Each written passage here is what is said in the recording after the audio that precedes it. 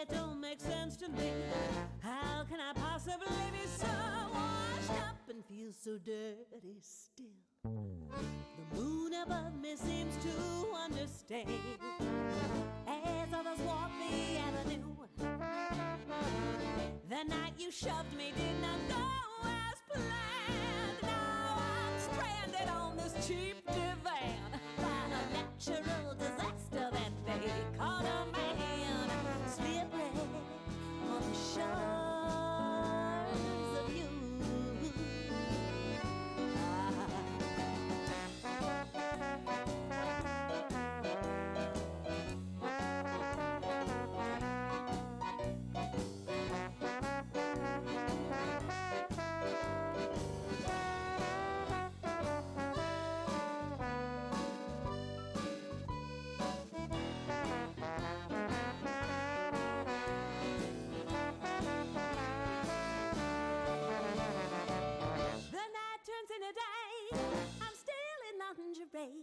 Another pill I made it too. Yeah, it don't make sense to me. How could I possibly be so washed up and feel so dirty too? Whoa, moon above me, understand and say a prayer for me. To make you love me was my only plan. Now I'm washed up like a fish on land, just another piece of tail flopping in the sand and drinking cheap Chablis. My hair's a mess, I'm badly dressed, wreck it's true. I got the empty bottles, but no SOS gets through. Can't even get the door, 'cause I look like such a whore. Slippery on the shores of you. I am slipwrecked. Da da da da da da da da. Da da da da da da da da da. Da da da da da da.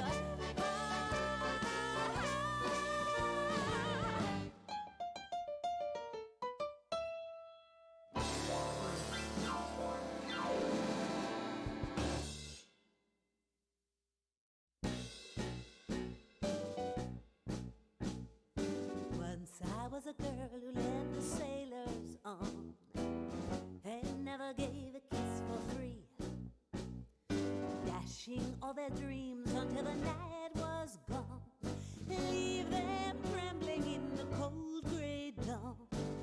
Pack up my petticoats and traveled on. That was the life for me. Then you came along and really blew my mind, and now I need a rescue crew. Washed up on this island, feeling unrefined. Cigarettes and Valium for my Valentine. My hair's a mess, I'm barely dressed to wreck it's true. Slipwrecked on the shores of you. The night turns into day, I'm still in lingerie. I think I'll take another pill. It don't make sense to me. How can I possibly be so washed up and feel so dirty still? The moon above me seems to understand as others walk the avenue. The night you shoved me did not go as planned. Now I'm stranded on this cheap divan by a natural disaster that they call a man. Slippery on the shores of you.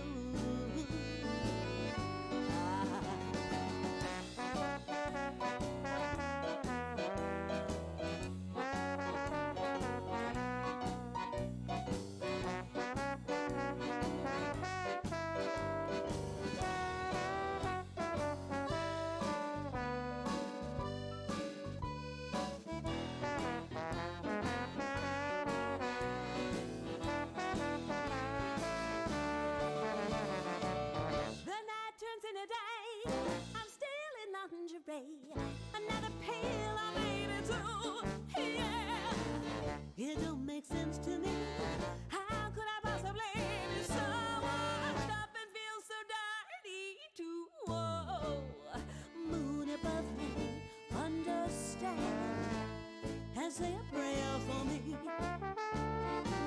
To make you love me was my only plan. Now I'm washed up like a fish on land, just another piece of tail flopping in the sand, and drinking cheap Chablis. My hair's a mess, I'm badly dressed, wreck it's true. I got the empty bottles, but no SOS gets through. Can't even get the door, 'cause I look like such a whore. Slip right on the shores of you. I am slip wrecked. Da da da da da da da da. Da da da da da da da da da. Da da da da da da da.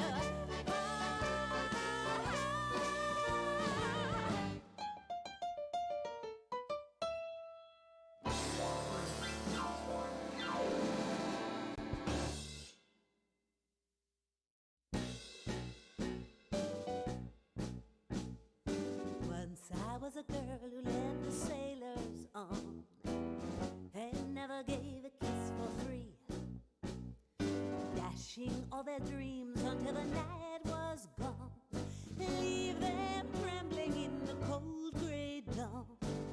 Pack up my petticoats and traveled on. That was the life for me. Then you came along and really blew my mind, and now I need a rescue crew. Washed up. Hello, everybody, and welcome to the stream. I am your host, Lady Dame. Oh gosh, see, an epidemic sound. Why are you like this? So loud. It's already like too loud in my ears, and I'm like, no. I just need you to I need a soft background noise. It's fine. There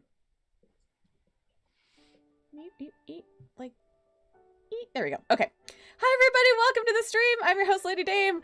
We're here playing some Good Society with my wonderful, fabulous guests. I'm not at all terrified or nervous, and we're raising money. It's fine. This is only the second game I've ever DM'd ever. That's not true. Like, second system I've ever DM'd. It's fine.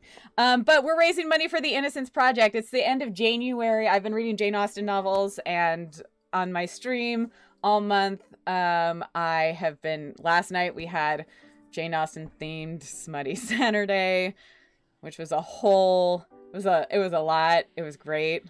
It was amazing. Fantastic. So yes, as the gentleman bottler says, we are raising money for the Innocence Project. I have several commands to tell you all about it I can't spell. Innocence. Yep, there we go. And we do have incentives and milestones for today. So if you care to donate and raise money, our goal is $500 today.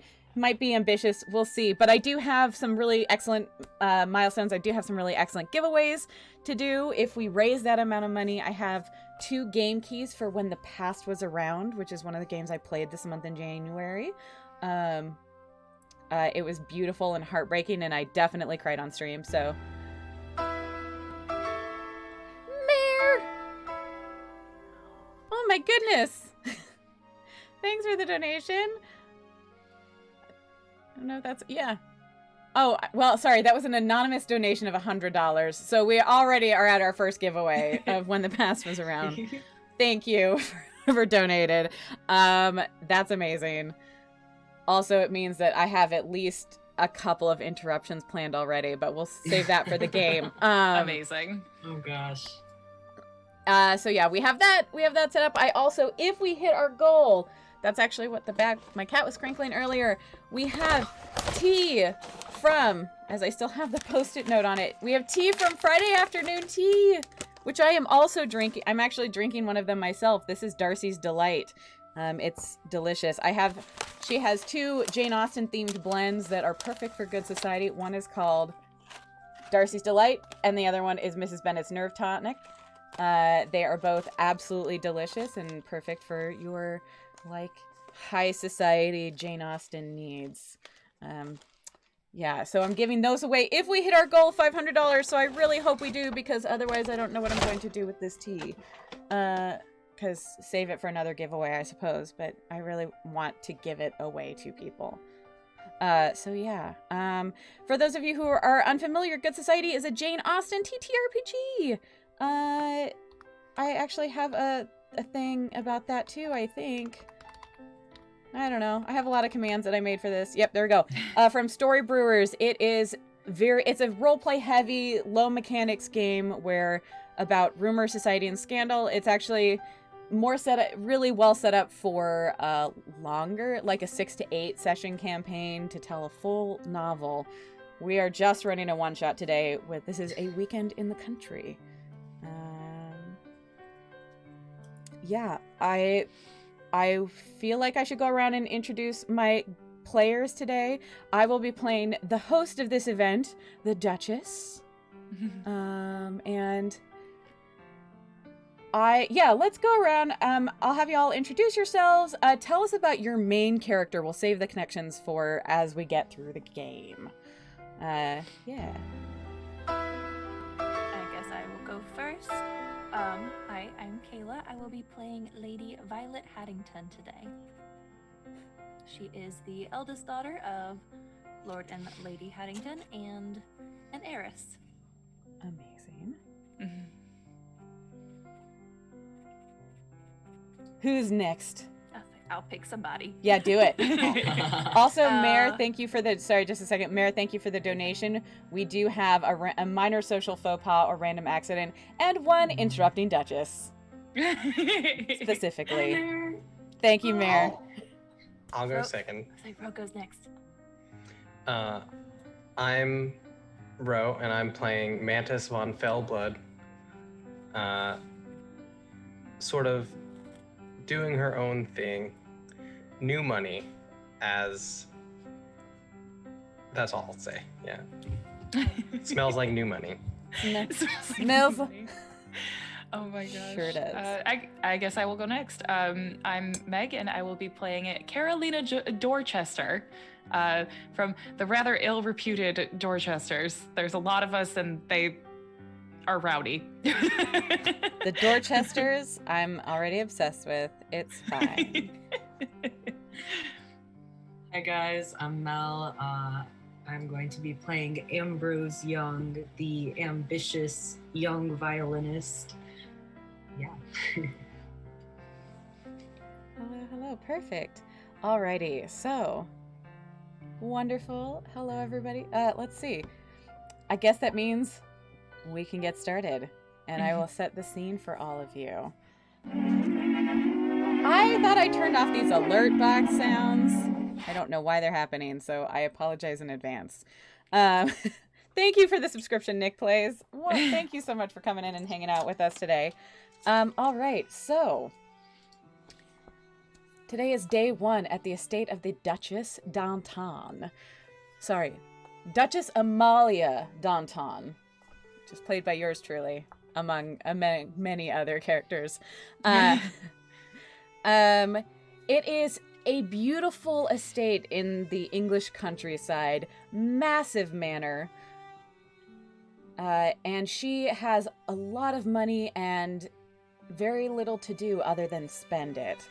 So she considers herself to be a dedicated patron of the arts, loves the beauty that they bring to the world, and also perhaps a little bit of the scandal they bring to the world. She has invited all of you here to her estate for an artist retreat. Hi, thank you for that donation, PJ. Oh my gosh. So apparently we're already at $255, which means both game keys are gonna do. I'm gonna do a giveaway. Let me set the scene and real quick, and then I'll work on the giveaway stuff. Y'all, I was like, maybe $500 is too much, and whatever. Anyway, it's fine. So, this is it's a 2-day trip. You all drove out here. This is a way to celebrate the arts.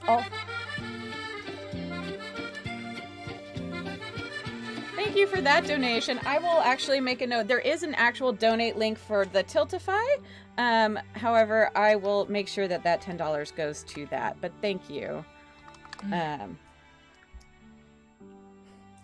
It's gonna be great. I meant to. Why are you? Anyway.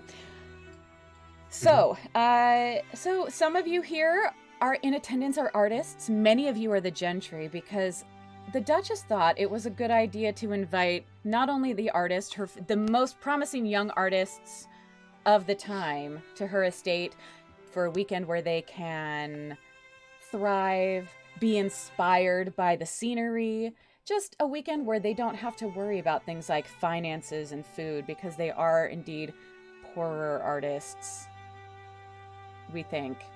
Some of them may be, some of them might not be. And in addition, she decided to bring all her friends who could all to enjoy and appreciate all the artists as well. Appreciate them maybe in multiple ways. Who knows? We'll see. Oh my. You know, they are there, and yeah. So that's what you're all here doing over the weekend. We have, where we are starting our scene. You have all arrived. You've all been shown your rooms where you'll be staying, been able to put up your things, and are free to go about the house. Some of the artists in particular have already found the different studios set up for them. There are beautiful, for the painters, there are rooms that are set up that are near open windows, little pavilions outside where they can just get wonderful landscapes to be inspired by. The sculptors have a gazebo that's laid down with heavy fabrics, materials everywhere so they can practice their art. There's also a big ballroom with beautiful acoustics set up for the music. Oh, Shadow, thank you for the donation. Beautiful acoustics for all the musicians to practice their art so that everybody can hear and appreciate all of their wonderful instruments and the piano and the violin, everything that they can put on their mini concerts with the best sound possible. So that's the setup. That's where we are. Like I said, you've all been arrived. You've all been here for probably a couple of hours.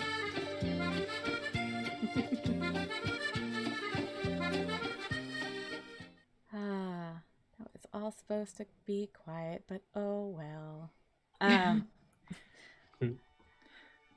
And let's begin where we're going to start. The Duchess is currently hanging out, because words.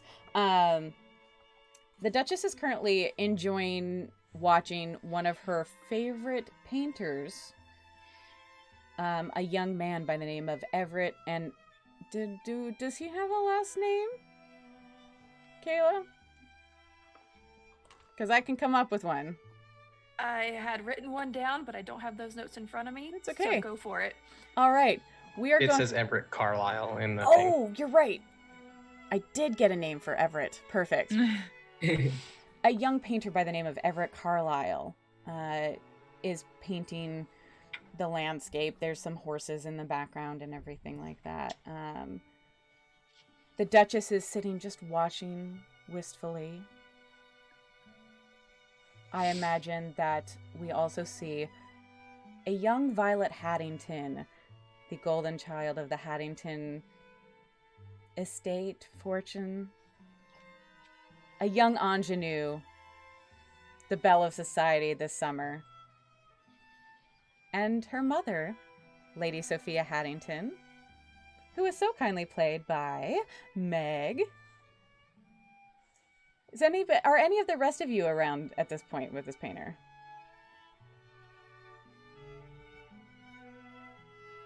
I probably wouldn't be. Okay. We'll play out this scene and we'll find out what Mantis, Carolina, and Ambrose are up to in a moment. So, Violet, Lady Sophia, what are you doing?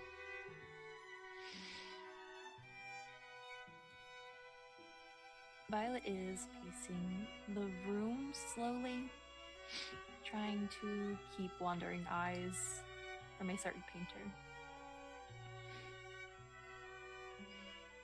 And Mummy is probably sitting, just watching her pace, and just, Violet, sit down. You're making me nervous. But I wanted to look at the art, Mother. You're Care to come look with me? pacing. You're pacing, dear. Oh, Lady Sophia, let her look at the art. Isn't it wonderful? By the way, have you met Mr. Everett Carlyle? He's just fantastic. I just found him the other day at the museum, and it was incredible. I've heard of. Yes. Duchess, I've heard the name, seen some of the work. But haven't made acquaintance yet.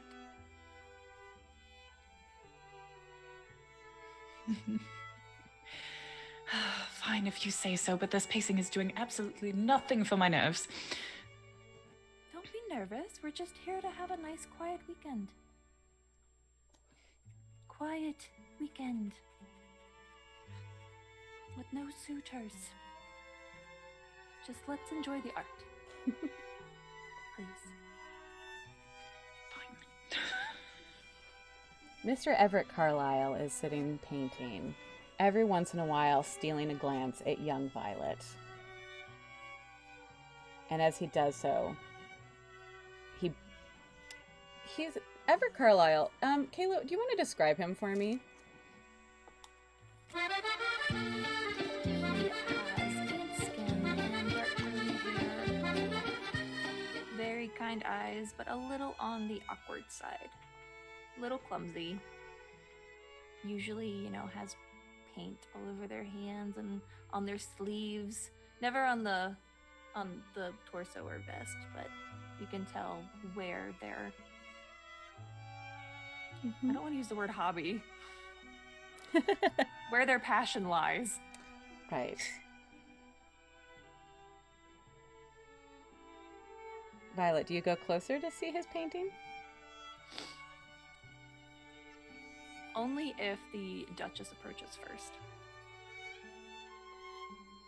All right. I believe my thought is that the Duchess would bring over both Lady Sophia and Violet. No, come over. Come see. Look at the detail. Have you seen anything like it? No, I can't say that I have. Mr. Carlyle, you seem to be very detail-oriented. Oh, thank you. It is my pleasure. And as he, does so, his elbow, sort of brushes against one of his palettes and sends it flying onto Violet's dress. Oh, you clumsy fool, look what you've done. No, it's fine. I have another dress for dinner. I'll just change into it sooner than later. It's going to cost a fortune. It's fine. It's just a little paint. Oh, I'm so sorry. I didn't. Oh, can I help? And he takes a dirty rag that's covered in paint and starts trying to wipe at Violet's dress with it. I'm so sorry. Oh, Mr. Carlyle, it is fine. It is last season's dress. No That harm is done. beside the point, and you're making it worse, you bumbling fool. It was an accident. Accidents can be forgiven. Please let me make it up to you. I have paint remover back in my room. If you wouldn't, please. I feel awful.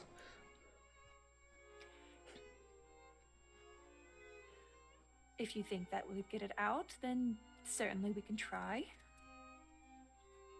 Oh, please, it would mean I just. Oh, I'm so sorry, Mom. I'm so sorry.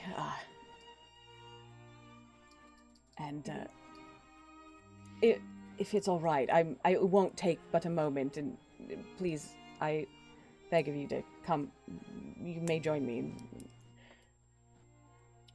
Of course.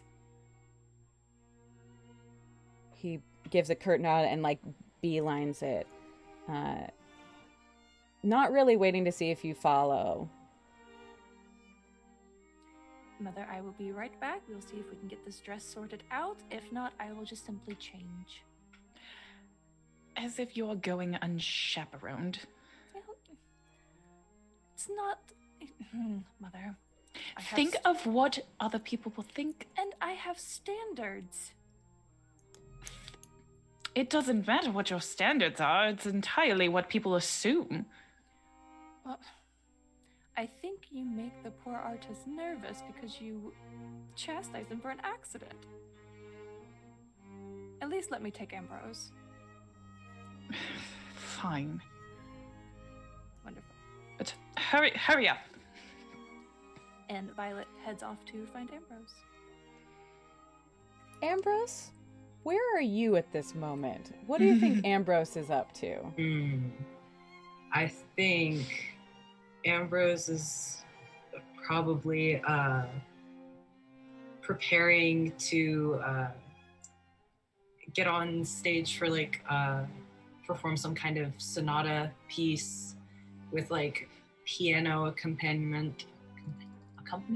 I can't pronounce words. Sure. And is just kind of, trying to mellow himself out before going up there, and can pretty easily be found. And I didn't have Violet or do this, which is just me. But would you like to describe Ambrose for us?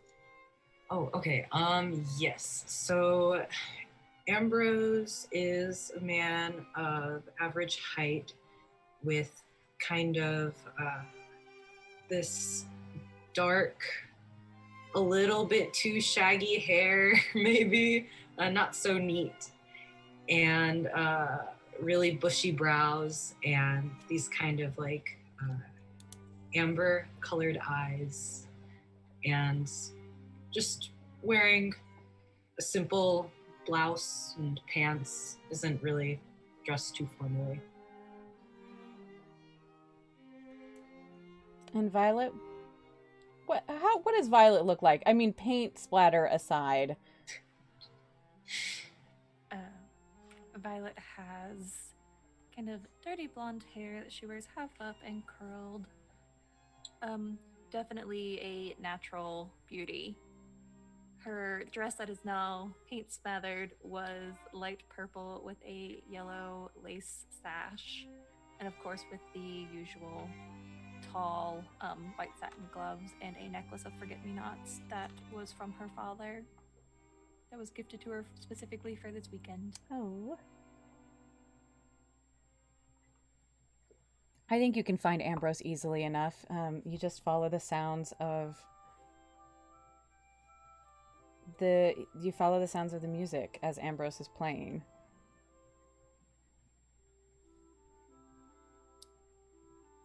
Just lightly, not lightly, slowly walk up and just, I don't want to necessarily interrupt Ambrose, but just make my need for attention somewhat apparent with body language. Ambrose sees this and kind of fades out the music so it doesn't seem too sudden or anything, and turns to Violet and is like, "Cousin, you look stunning as a star like always. What is it I can help you with?" Well, there was a bit of an accident with some paint and an artist, and I just gesture to my dress. He thinks he can get it out with paint thinner, but that is in his room, and I do need a chaperone if you don't mind. Well, of course. I see. I'm gonna kind of lean in and say, Do you really want a chaperone, though? No, Because- I really need you to disappear with me. Okay, no problem. I'll follow your lead. Off. Do you know where the artists are staying?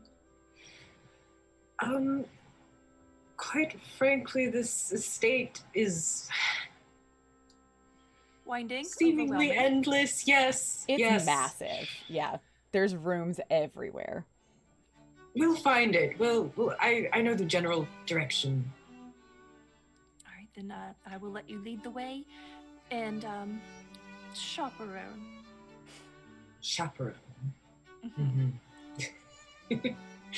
I And will we're say, off. Ambrose, that you would know, and actually all of you would know, that the artists are kept in a separate wing from the moneyed people. Unless they're there specifically with one of the artists as a guest. Everyone was allowed a +1 or so. But yeah, unless they were specifically brought, like the guest of an artist, the gentry and the artists are kept separately for proprietary reasons. Oh, God. How successful that's gonna be, who knows, really? If Mantis is in the crowd before Ambrose leaves, he's going to kind of blow a kiss and bow to her with a flourish before walking away. Mantis is actually probably with Margaret in the artist wing, Mhm. making sure that she gets all settled. Mhm. Mm. So why don't you tell us about Mantis? So Describe it Mantis, first. professional badminton player, first of all. Yes. Probably world champ, just saying. She's got like an olive honey skin tone, very Mediterranean in heritage, much like myself. She's always got a very I wouldn't say menacing look, but it's like that woman is probably up to something. Always very red lips, long pointy fingernails, very very scandalous. Kind of short, like 5'3" height wise. But her personality makes her feel a lot bigger than that. So. Long, I don't know, blue hair. Blue hair. Blue hair. Yes. And tell us a little bit, I mean, you don't have to go into full description, but tell us a little bit about Mantis's longtime friend, Margaret, who in this case, I believe is played by Kayla. Margaret and Mantis have been friends for forever. Mantis lived somewhere else once upon a time, and that's where Margaret's from, and they always stayed in touch. Margaret seems a lot happier, more free-spirited than Mantis. You know, brown, curly hair, much fairer skin. Margaret probably seems like she belongs here a lot more than Mantis does. And Margaret is a painter and a pianist. A painter and a pianist. Pianist. Thank you. I did this to myself. It's fine. Look, I'm just glad it was you and not me. look, it's like I run Smutty Saturdays or something over here. Don't know what you're talking about. Mhm. So Mantis, as you're settling in, is the door open to your room into your rooms at all? Like, are you able to see out in the hallways? Since you're just settling, or do you have everything kind of closed off? Yeah, Margaret's room is open.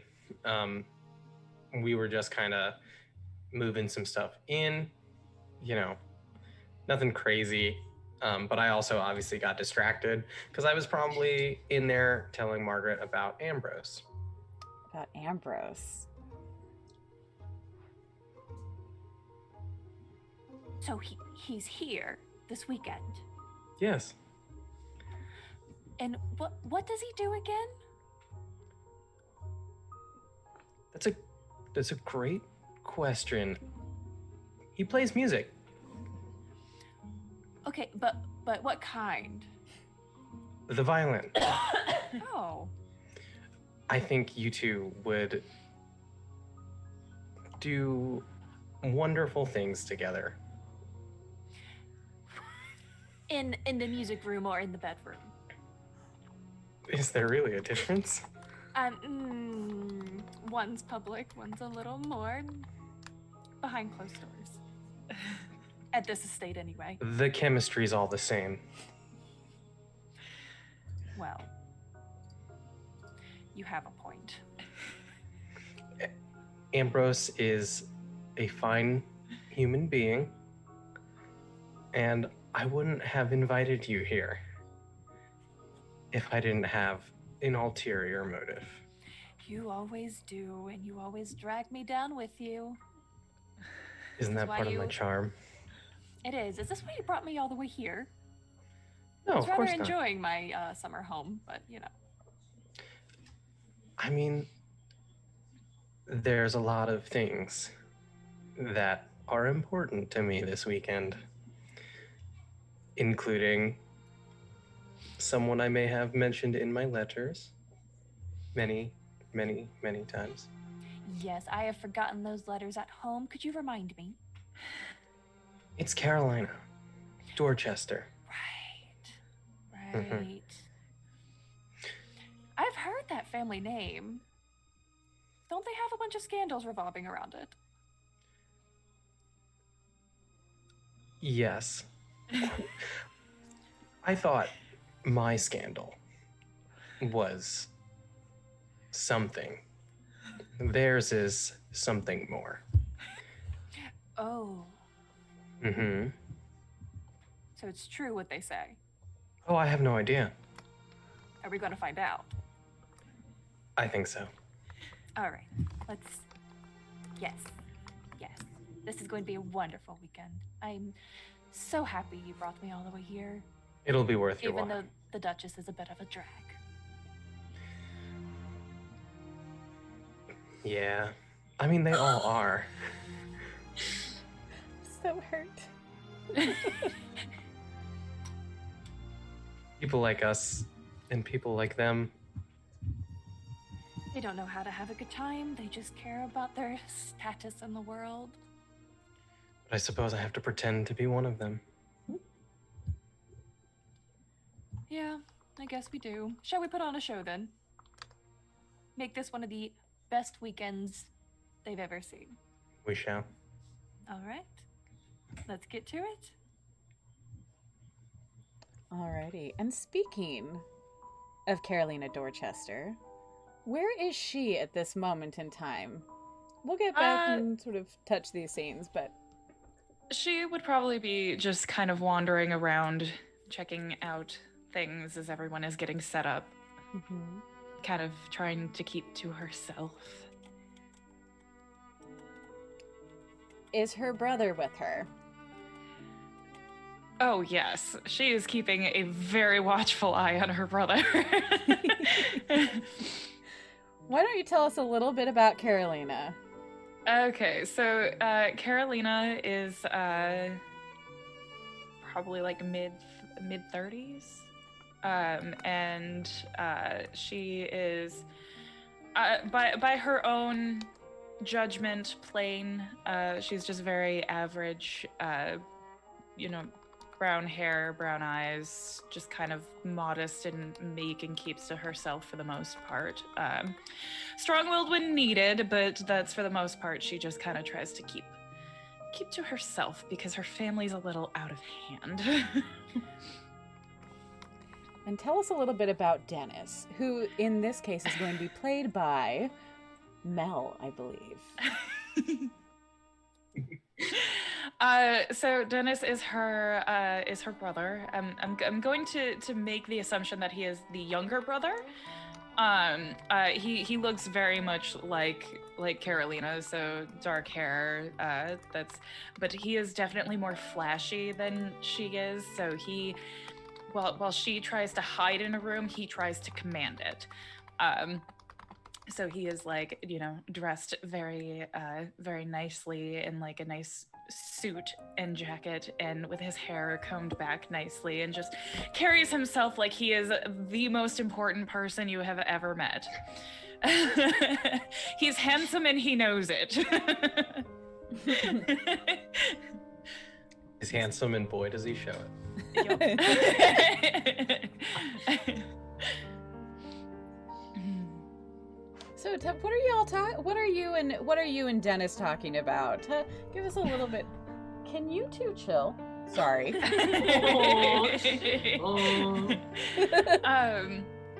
probably walking through the halls and through the rooms and checking things out, and Carolina's doing her normal Carolina thing of just like, please, Dennis, for the love of all that is good, please don't embarrass us. Sister, when have I ever embarrassed you in our long years together? Not once, surely. Good Lord. You're going to embarrass us this weekend. Bet on it. Dennis, you know if you keep this up, Father's going to have you put into the military. Is he, though? Because I've been running this bit for quite a while now and it still hasn't happened. I think he was serious this time, though. I think Dennis's face drops and gets really scared for a second. Because if he won't, I will. Even more scared for longer. Well, enough about me. What are your plans for this fine weekend? I am trying to salvage our reputation. After what Uncle did, it's kind of difficult to remove us from that. Agree with that.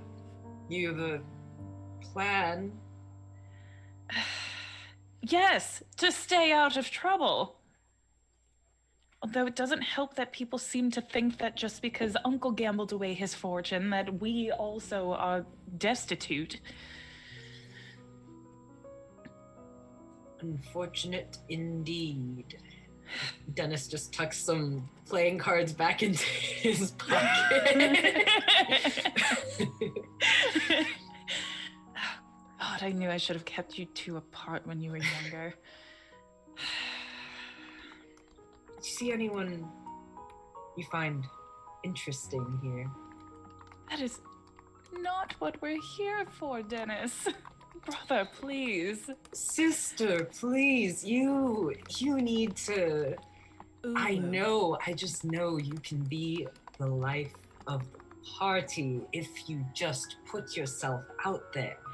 Our family doesn't allow us to be the life of the party because we are the rumor, the talk of the party. And her voice is raising a little bit and she catches herself just like, you know, that is what got us here in the first place. Lord knows what this Duchess sees in you.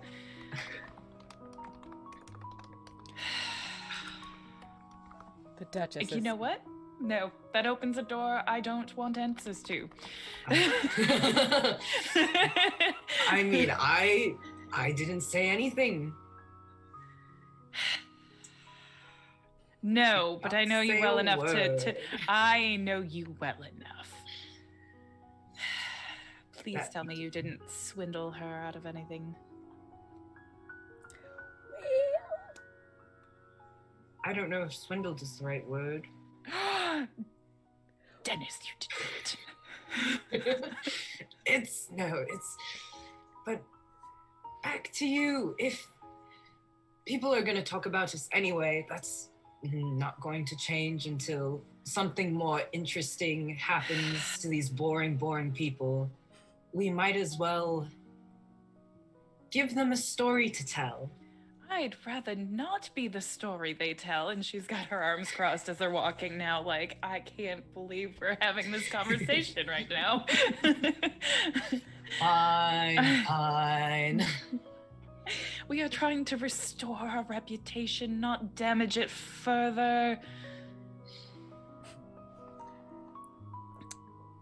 I will try to be on better behavior for your sake. Brother, that is the nicest thing you've ever said. I know. I'm the sweetest younger brother that any person could ask for. Don't push it. Which is even funnier because he probably stands about a foot taller than Carolina.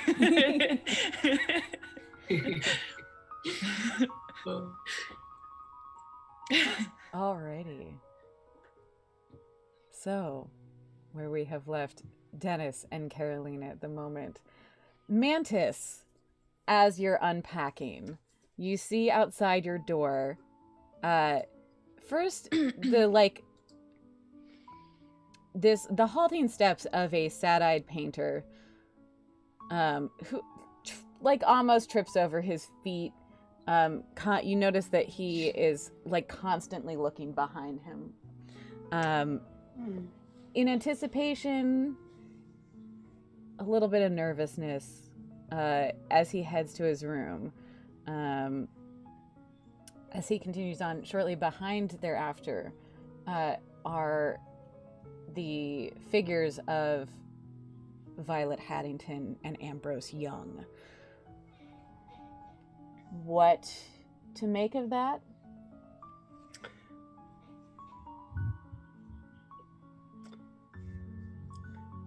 Mantis, grabbing Margaret by the arm, pretty much just almost violently, and yanking her out with her into the hallway. Just after Ambrose and Violet passed the door. Ambrose.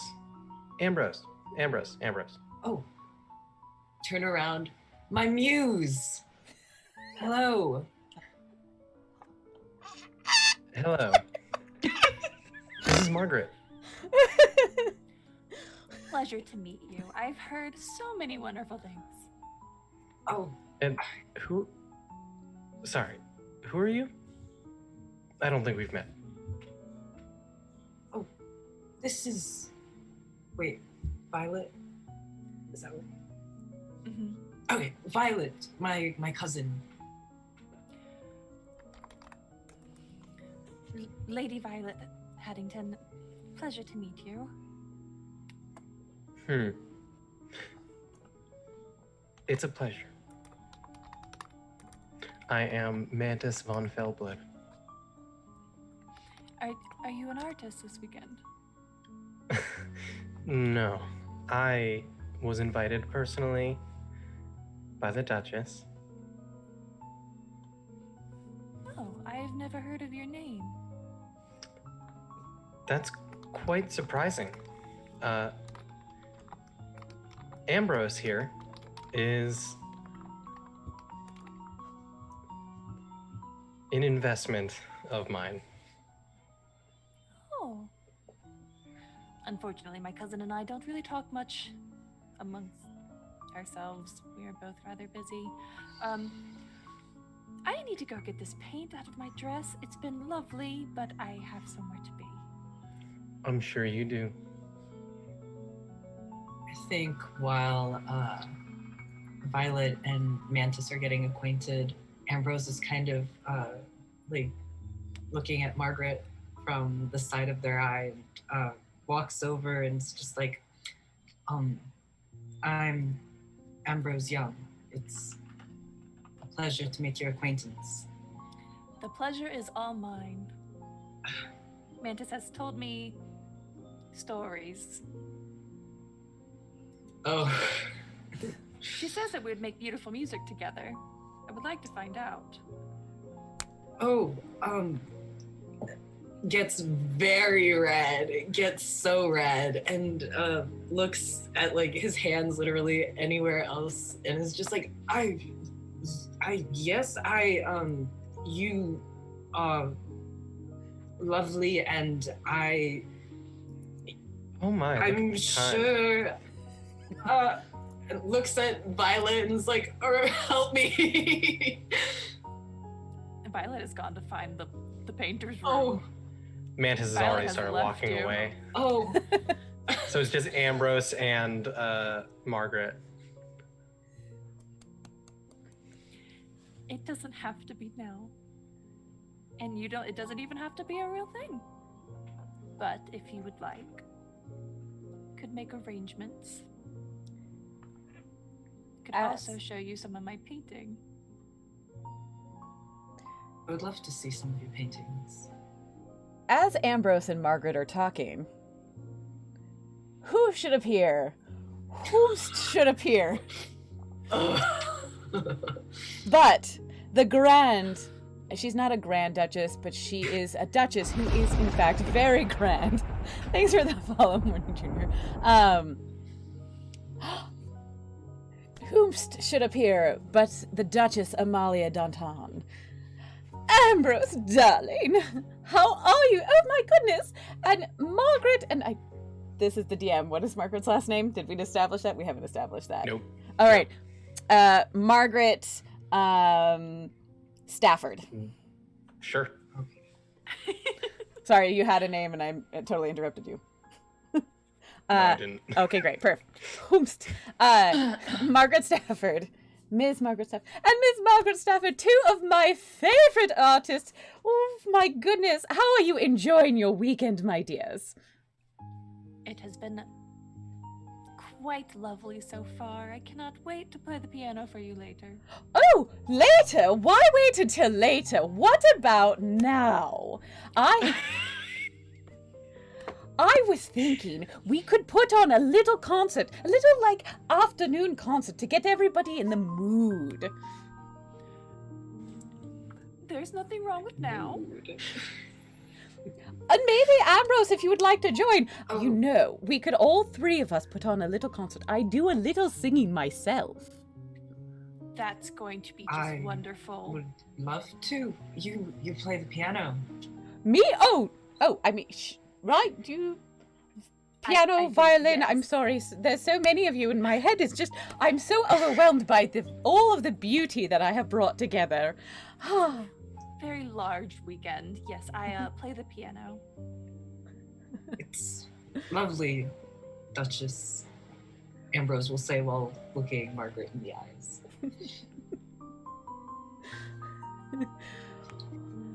Oh, well, come with me. Come with me. Of course. Of course.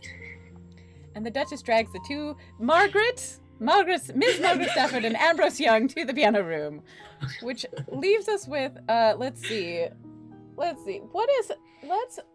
Mantis, where do you go now that you've sort of left Margaret and Ambrose to their own devices? Well, now that Margaret and Ambrose are doing their thing, and Violet and the other guy, Everett. I want to say Lynn, and I'm like, that's not right. Now that, Violet and Everett are, Mantis is just gonna kind of look around, see who else is here, maybe specifically looking for Carolina, good. Yes. I was right the first time. You were. So Mantis is probably kind of wandering the halls alone. Anything can happen. Does Mantis find you and Dennis? It's very possible.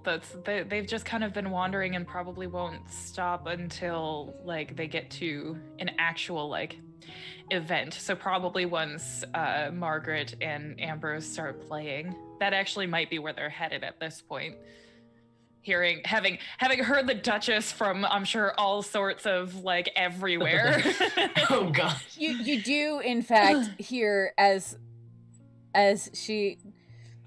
one of the as the main benefactor here at this event, you hear the subtle strains of like a very nice like piano and violin duet, and the Duchess singing, "Green sleeves was all my joy, green sleeves was my delight, green sleeves was all my joy, and who but my lady green sleeves."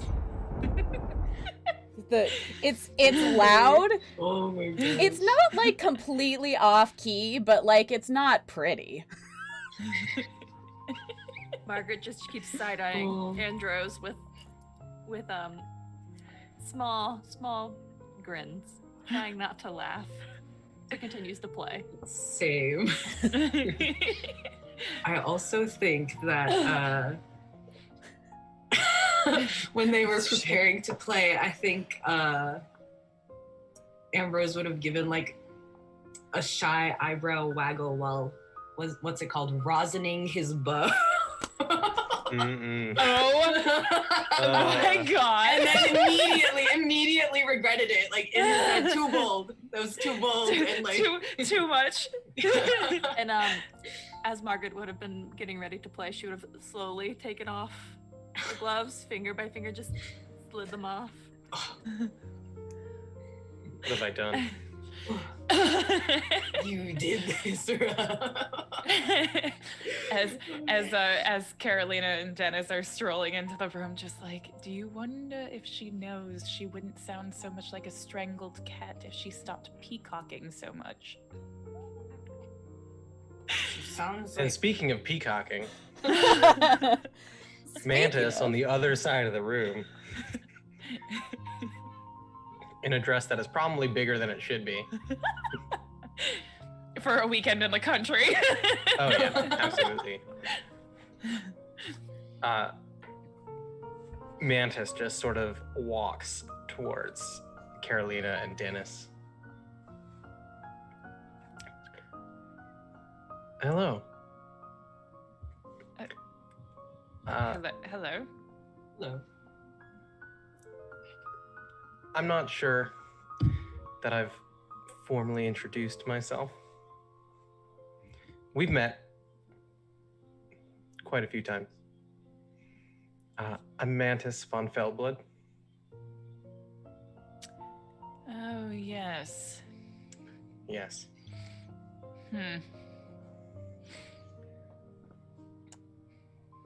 So, And you two are the Dorchesters, yes? I am just gonna put this out here really quickly. One of the mechanics that I didn't really talk about with any of my players until right this moment is that each of you have something called a monologue token. I have one of them as well. What that does, you may redeem it to hear somebody's inner monologue throughout this session. So, as much as there is inner conflict or as much as there's a lot of subtleness and hints at things, should you wish to hear a little bit more detail, one can potentially redeem an inner monologue. I would actually, as I want to hear this conversation very much so. I also would love to hear Mantis's monologue as facilitator privileges at some point. Please continue, but I'm just putting that out there. Okay. Mantis has a monologue, okay? Just, all right. just what she's thinking in this moment, knowing that she sees Ambrose and Carolina, her history, or not Ambrose, Dennis, her history with the two of them. Okay, in Mantis's head, seeing Dennis and seeing Carolina, two totally opposite reactions. Like, oh, it's Dennis. What is Dennis doing here? That scoundrel. Because as far as Mantis is concerned, when Dennis was courting her. It was not a very long courtship, and it did not end well at all for either of them. Mantis maybe took some gifts from Dennis and then sold them, because what good is a gift from someone you don't like? And, you know, in the meantime, I mean, Dennis was never really Mantis's cup of tea. It was all about, you know, rising above Mantis's current station. And now Mantis has her own station. She has the whole goddamn train. And Mantis always had eyes for Carolina, among other people, but recently, at many of these types of functions crossing over in the same high society, Mantis has grown to admire Carolina. Dennis, scumbag. Carolina, that's who's next. Mm-hmm. For Mantis. That is the goal for this weekend. Okay. So, Mantis, please continue your conversation. I just needed for myself that little bit of context. Thank you. Hello, Dennis. Mantis. It's good to see you. You look well. As do you. But I'm sure you already know that. Of course I did. Thank you. Carolina. That would be Miss Dorchester to you. Miss Dorchester. It's a pleasure to meet you. I would Dennis say and I likewise, but that would be a lie. Oh, you wound me, Good. Miss. Now, why so hostile? Oh, don't play coy with me. I know what you did to my brother. Oh, Dennis, have you told lies about me now? I've never told a lie once in my life, and you know that much about me. I believe you and I told many people many lies.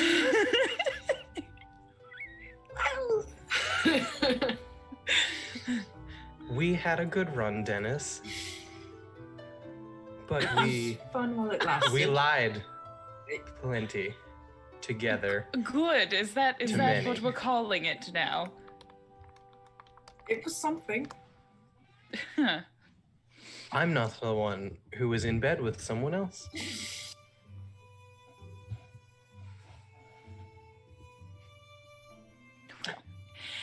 I believe your brother's At silence. least he didn't make off with someone else's money. I see. That's what you think. Oh, it's not what I think, it's what I know. I simply parted with some of the gifts that Dennis gave me. Maybe one of them was a very expensive ring. And Oh, you mean Grandmama's ring? Oh, Grandmama is rolling in her grave. nevertheless, Now, if you'll excuse us, we have better company to be keeping. And Carolina walks off. have a good weekend, Dennis. And you, Mantis? Squints at her and walks away. At that moment, as the conversation comes to an end, one of the strings on Ambrose's violin breaks. It's the sexual tension from that last scene. Yeah, it's like that. It's like that scene, that music scene, when it was like got to that the Duchess had stopped singing momentarily, and Ambrose playing accompanied by Margaret. It's one of those songs where you get that like really like tense kind of things, and then Just bink. Bink breaks it. Yeah. At this point, we are going to posture check all. Thank you, Robin. At this point, we are going to cut over to Violet. Where we last left her was following, conveniently left alone by her cousin Ambrose, as he got distracted by, a lovely face. Oh gosh. Violet, I think you find Everett's room. Hello. Again, I'm so sorry about your dress. I just was so nervous your mother was there, and I'm working on that. I'm just glad you came. Violet, my love, I'm so sorry. It's just the dress. Know about this whole thing. I should have never... I needed you to come so I can convince her that you are, without status, good enough to marry me. But I have no resources, no money, nothing to offer except my art. That's more than enough for me. I don't need money or status. I love you for who you are. You have proven it over and over again in your letters. I want no one else but you. Violet, my heart. What can I do? How can I help? How can I convince your mother? She's an intimidating lady, I must admit. She is quite frightening. Just, the Duchess adores you. See if you can convince the Duchess to speak on your behalf to my mother, and I will try on my side as well. I've got brothers and sisters who can marry for status, and within this godforsaken society, I should be allowed to marry for love. Oh, Violet. You are the strongest, loveliest person I have ever known. I certainly try.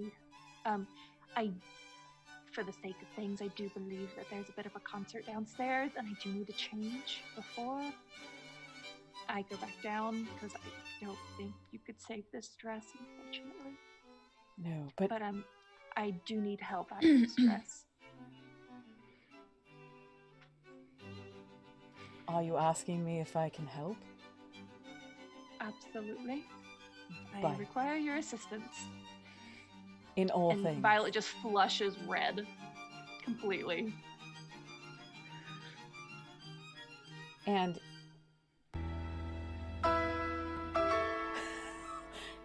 Oh, thanks for the donations, y'all. We have a couple... I'm so excited. We have some definite accidents coming up. It's gonna be great. Oh my gosh. That'd be fantastic. So, Everett also flushes equally, if not more so than Violet, I feel. And if Violet would permit him, he would lean over and offer a kiss on the cheek. She would allow it. Mm-hmm. And then lead the way back to where she was staying so they could swap out dresses. Fair enough. Quickly. Mm-hmm. Yes. Which he is willing to do. More than happy to do. Before entering back into the room with the concert, would part ways, and Violet would just sneak into the back of the room like she had been there the whole time. Mm-hmm. Wonderful. Well, we have been playing for about an hour since we started. I believe this is an excellent time. We've established these characters, our relationships. The only one we haven't really met is Cassandra Young, but I think there's still time for that. So excited. Yes. So I believe we're going to end this first novel chapter, and we're going to move into one of the different into the next cycle of the next phase of the cycle. The way Good Society is played, there are different phases. There's different phases. There's cycles. There's different phases in each cycle, and we're only playing one today. So this next phase is called the reputation phase.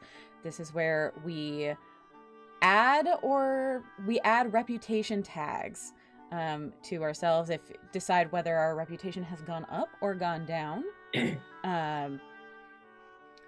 So you can add a description. Basically, we're going to go around. You're going to tell me what you think. Actually, let me double check that, because I really am just trying to get to the epistolary phase, which is the phase that I'm thinking about, where y'all write letters. So start thinking about that too.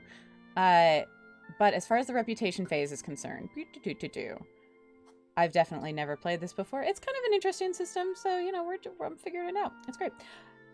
The reputation, also the rumor and scandal phase, the other wonderful one. Okay, so each of you will go around. Each of you will assess your own character, and create a new tag for yourself. Is your reputation positive or negative after this chapter? Yeah, and give yourself a description. Now the thing about these reputation tags is they can be used as a reputation condition. You all have one that we started with. If at any point during the game you need to rely on your reputation to convince somebody of something, you can use your reputation tag and then it will get marked off. So say, for instance, somebody wanted their mother to agree to something. If you have a positive reputation that applies, like you have been honest, you are forthright, you can use that reputation tag. It gets marked off, but you are able to convince them to do something. Same thing goes with the negative reputation. If you think it will harm, if it applies to a situation in the negative, it can get marked off in that way as well. So I'm going to start with, I'm going to look at how I have everybody set up. Let's start with Mantis. How do you feel your reputation did in this chapter? Well, Mantis obviously helped out two people in this one with, getting Violet alone with, her snack. And then introducing both Margaret and Ambrose to each other. We saw what was happening while they were starting to play music. A couple of nerds, those two. So what do we think, yeah, I love that. What do we think Mantis's new tag is going to be? I feel like Mantis was pretty on brand there. I think the new positive tag would be good. I don't know. Okay. But also it's very possible that one of the negative, I don't know, it could go either way. I would say, I would like to think that she was helpful in this situation. That definitely, at least among, maybe, I would say Lady Sophia and the Duchess may not necessarily, the Duchess could go either way on this. Lady Sophia might not agree, but I would say that Mantis has been helpful. So that goes to Ambrose. Tell us about, what do you think happened? Tell us about your reputation. What do you think? How are you feeling? Positive reputation, negative reputation in these scenes? So I was thinking it's kind of neutral, but then I saw this tag, -1 written fracture. Someone close to you is appalled by your behavior and refuses to talk to you. What if, and if this is okay with Ro and Kayla, Cassandra, who's also Ambrose's cousin, And is played by Meg. saw the bow rosining and maybe has a thing for Margaret and or a past thing and hated that, but Ambrose does not know. Oh, that actually also gives me an idea, because fracture also made sense to me. Because once upon a time, Mantis and Margaret were together. Yep. Ooh. So I think fracture for Mantis and Margaret would make sense. So, we have fractured for Ambrose, and we can add absolutely a fractured for Mantis as well. I love it. Oh, this is, yeah, I'm here for all of this. I'm here for all of this, really. All right, let's go to Meg. What do you think about Carolina's reputation? That conversation with Mantis was spicy, and I'm here for it. Spicy. Yeah. Okay, forgive me. Where are you finding the that would be on your character sheet, the character role sheet. Okay. I'm also, you know what? I'm real easygoing. If you want to come up with a description that's not there, also, that's fine too. I just couldn't remember where we were finding them. Mm-hmm. Oh goodness. I actually... You were the Dowager, right? She's Cornerstone. Cornerstone, never mind. Mm-hmm. Oh. Yeah, it's in the character role sheets. It's 02A. Mm-hmm. Thank you. Okay. And yours is number 7 down. Thank you. Okay, and we're looking at the reputations? Yes. Bottom right, Okay. yes. I'll be honest, I'm kind of torn between being an unwanted presence and like offering the guidance. Mm-hmm. Because she was kind of doing both. Right. Yeah.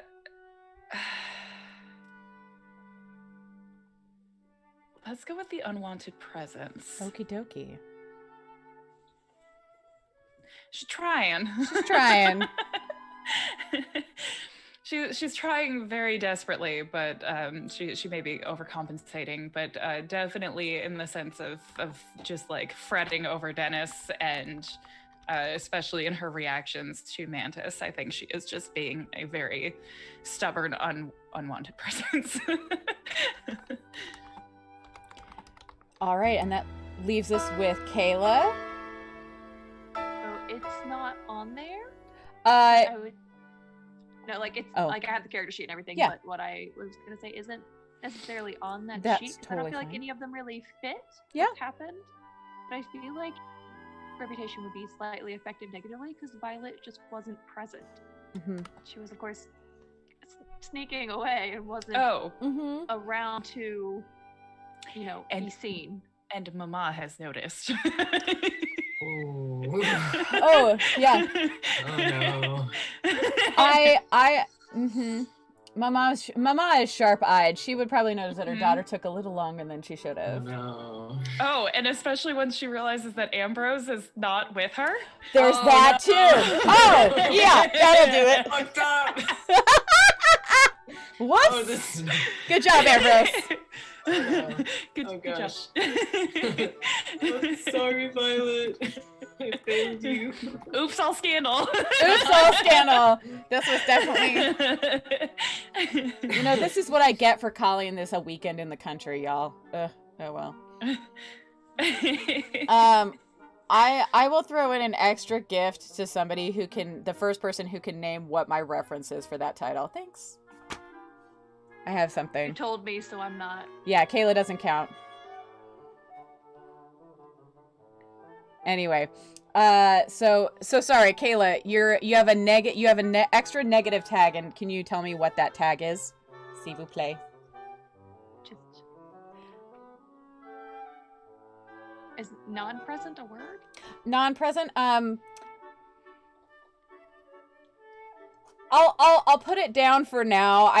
There's like something. There's like a word on the tip of my There's tongue. a word. Absent. There Absent. we go. There Sure, it is. Sure. Perfect. And then okay, great. So that's the reputation phase. You all have a new reputation tag, whether it be positive or negative or both. The next phase of play is going to be the rumor and scandal phase. Now, we have established a few rumors and scandals, but now we get to go around and create a new rumor or scandal for the ones that currently exist, which are on, y'all, the Good Society cheat sheet, although I have a couple that are in the Discord that I didn't upload. We can create new rumors or scandals. You can perpetuate one. You can make up something whole cloth or sort of bounce it off of stuff that have already happened. It's up to you.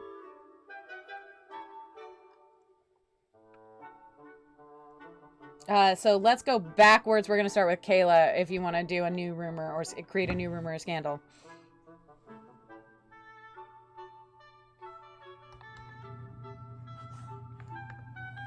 The rumors are hard. I know. Rumor has it. So there's a rumor that Margaret is here this weekend, not only from an invite from Mantis, but to make a previous lover jealous. Sure. Okay. That brings us to Meg. New rumor or scandal. Or you say you want to like, of the ones that exist already, you can say let's push that a little bit further, or let's spread that out a little bit more. I think just based on what we were talking about, it's just going to further perpetuate the fact that people think that the Dorchesters are destitute. Mm-hmm. That they're only here to try to find suitors. Mm-hmm. Alrighty. Mel. I think I'd like to go with the one that we talked about earlier, that there's a rumor, true or not true, that Ambrose has or had a daughter out of wedlock. Oh, right. And is secretly sending money earned from their patron to support the mother and child. Hmm. Y'all, this is like... Right. Perfect. Mantis feels like extra good right now. Yep. All right, Mantis. Give it to us. All right. So, perhaps someone leaked some information that Mantis is covering for someone else in attendance for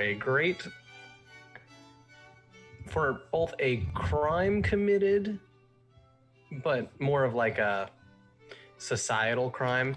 Like, how could they do that to their entire family? Oh, kind yeah. of deal? Uh-huh. Yeah. I wonder. That Mantis for years has been sort of taking the flack for that.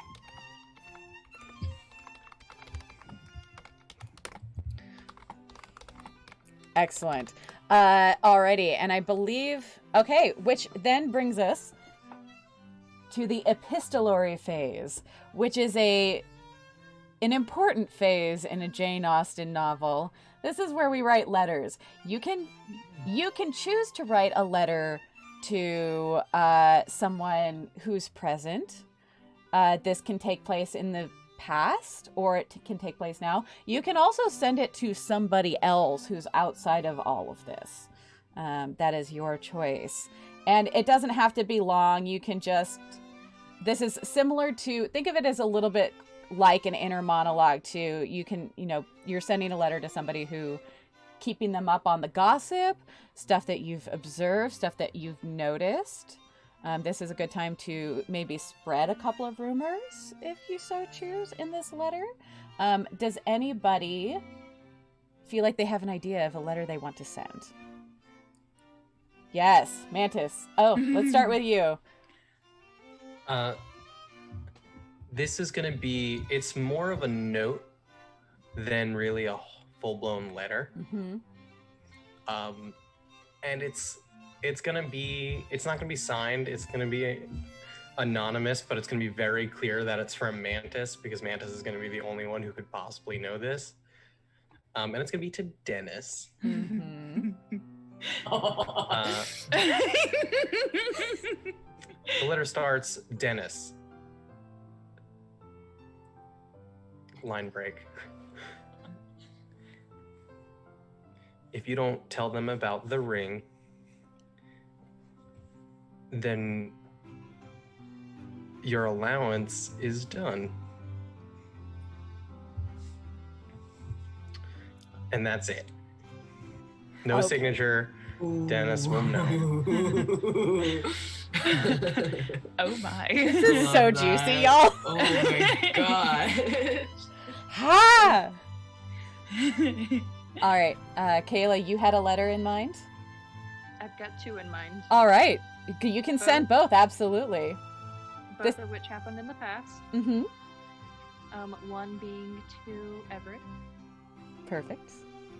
It would go, my dearest Everett, I have secured my weekend at the Duchess's estate, and I have secured your invite as well. I have told her all about your paintings and your talent, anonymously and through the grapevine, of course, as I can't have any ties to you as of yet. I am trying to convince my mother that you are who I need to marry. I hope you come this weekend. This is signed, Love, Violet. And the other letter is to Ambrose. Borderline begging. Reads, cousin, there is a weekend retreat for musicians and artists alike. I need your help in securing a union between a painter and I. And it would delve into who the painter is by name, and of the sort. If you could help me this weekend at the Duchess's estate, I would be much grateful and in your debt for life. Perfect. Letters from either Carolina or Ambrose.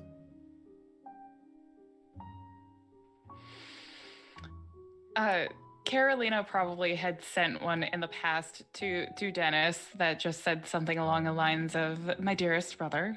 Of course, I will accept your invitation to the Duchess's party. Mama seems to think it will do wonders for our reputation. However, she has also heard through the grapevine that one Mantis von Fellblood will be there, and she thinks it pertinent that I be in attendance to part. Of course, this is just speculation, but I will join you regardless. Stay out of trouble. Love always. I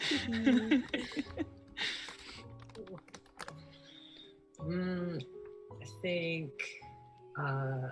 Ambrose would have sent a letter to Elena and his daughter Madeline saying,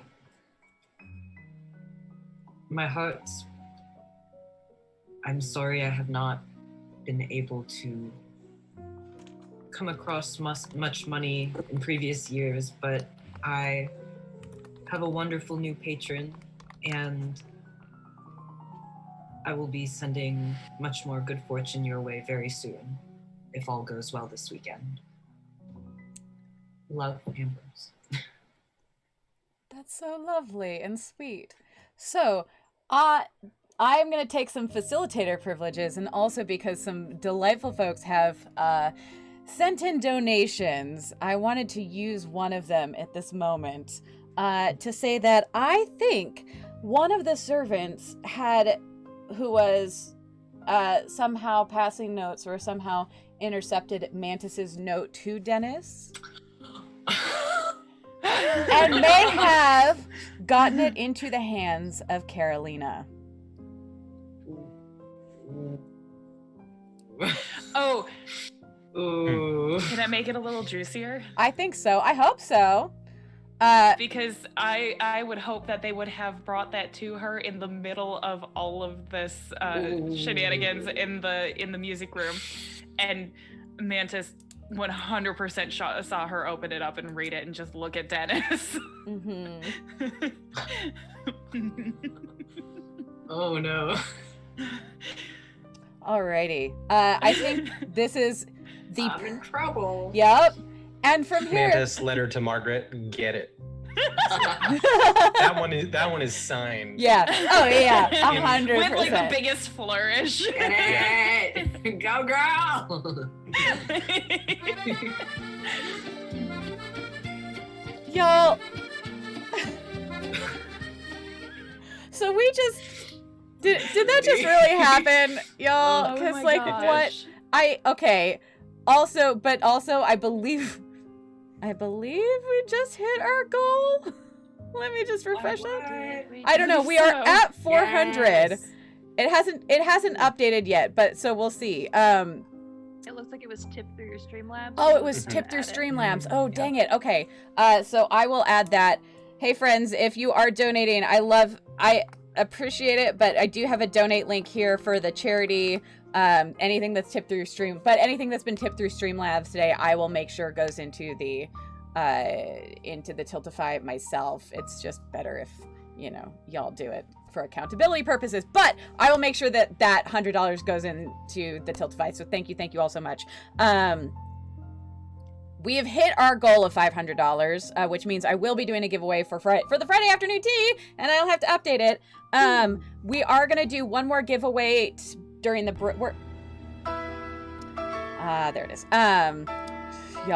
Y'all. Okay, so we are gonna go on break. We'll be breaking for about 15 minutes before we head into the next novel chapter of this session. I'll be running a giveaway for the second game code. Let me just get that started for the break. I'm going to use, let's see, last time I used Austin. This time we're going to do Scandal. That's okay. When we get back from break, someone's requested Violet's inner monologue. Yes, that's true. We'll get Violet's inner monologue. It's going to be wonderful. And it's going to be a giveaway okay, so from there, y'all have a good break. Take a bio, stay hydrated, get water, all of those things. Stay hydrated. And yeah, we will see you in about 15 minutes to see where this weekend goes. Okay. Alrighty. I'm getting crap. Yeah. It's Abe who wanted to hear Violet's I know. I'm fully aware. All right. Thank you so much. We'll see you in a little bit. Once I was a girl who led the sailors on and never gave a kiss for free, dashing all their dreams until the night was gone, leave them trembling in the cold gray dawn, pack up my petticoats and traveled on. That was the life for me. Then you came along and really blew my mind, and now I need a rescue crew. Washed up on this island, feeling unrefined, cigarettes and Valium for my Valentine. My hair's a mess, I'm barely dressed to wreck, it's true. Slip-wrecked on the shores of you. The night turns into day, I'm still in lingerie. I think I'll take another pill. It don't make sense to me. How can I possibly be so washed up and feel so dirty still? The moon above me seems to understand as others walk the avenue. The night you shoved me did not go as planned. Now I'm stranded on this cheap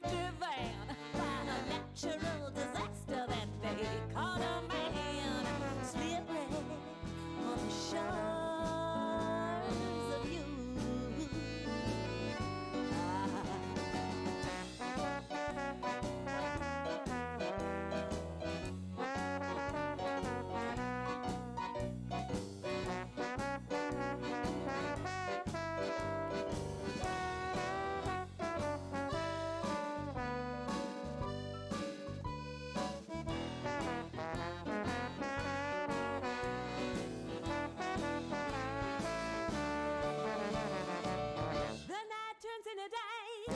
I'm still in lingerie. Another pill I made it to. Yeah, it don't make sense to me. How could I possibly be so washed up and feel so dirty too? Whoa, moon above me, understand and say a prayer for me. To make you love me was my only plan. Now I'm washed up like a fish on land, just another piece of tail flopping in the sand and drinking cheap Chablis. My hair's a mess, I'm badly dressed, wreck it's true. I got the empty bottles, but no SOS gets through. Can't even get the door, 'cause I look like such a whore. Shipwrecked on the shores of you. I am shipwrecked. Da da da da da da da da. Da da da da da da da da da. Da da da da da da da.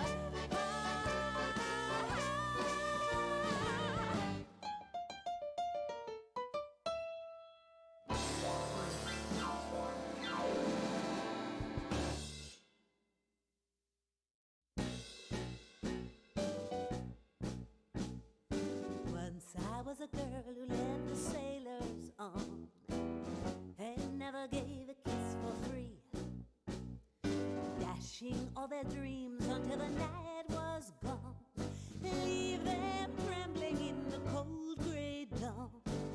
Pack up my petticoats and traveled on. That was the life for me. Then you came along and really blew my mind, and now I need a rescue crew. Washed up on this island, feeling unrefined. Cigarettes and Valium for my Valentine. My hair's a mess, I'm barely dressed to wreck, it's true. Shipwrecked on the shores of you. The night turns into day. I'm still in lingerie. I think I'll take another pill. It don't make sense to me. How can I possibly be so washed up and feel so dirty still? The moon above me seems to understand as others walk the avenue.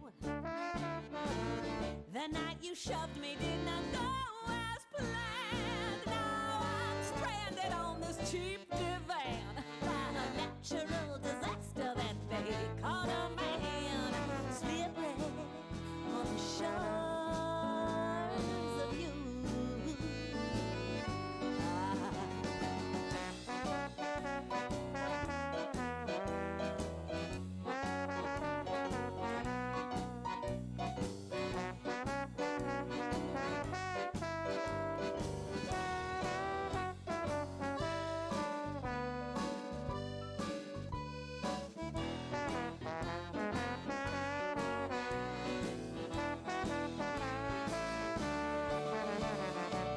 The night turns into day. I'm still in lingerie. Another pill I made it to. Yeah, it don't make sense to me. How could I possibly be so washed up and feel so dirty too? Whoa, moon above me, understand and say a prayer for me. To make you love me was my only plan. Now I'm washed up like a fish on land, just another piece of tail flopping in the sand and drinking cheap Chablis. My hair's a mess, I'm badly dressed, wreck it's true. I got the empty bottles, but no SOS gets through. Can't even get the door, 'cause I look like such a whore. Shipwrecked on the shore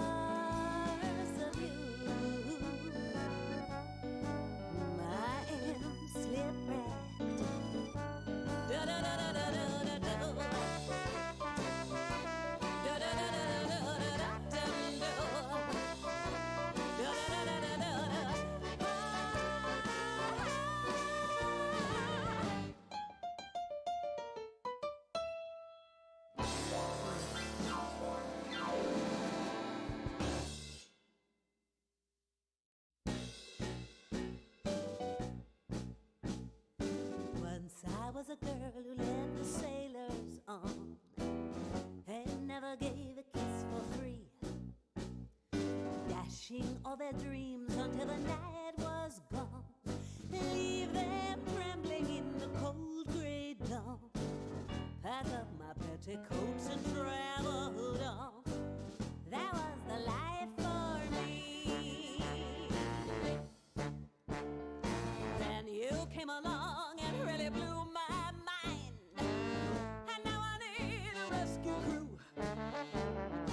Washed up on this island, feeling unrefined, cigarettes and Valium for my Valentine. My hair's a mess, I'm barely dressed to wreck, it's true.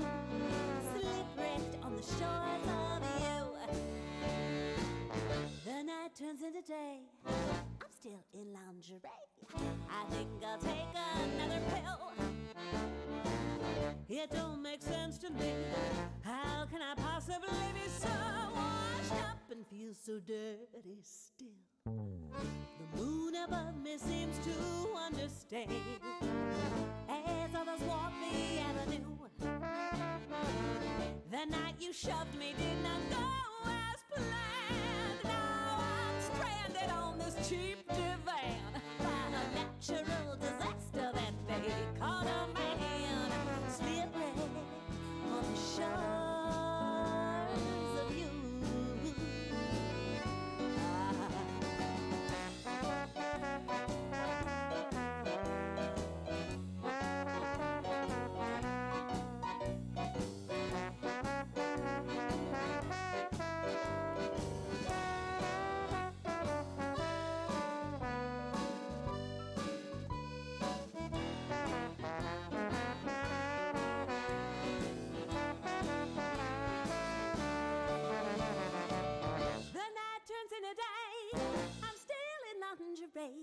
Another pill I made it to, yeah.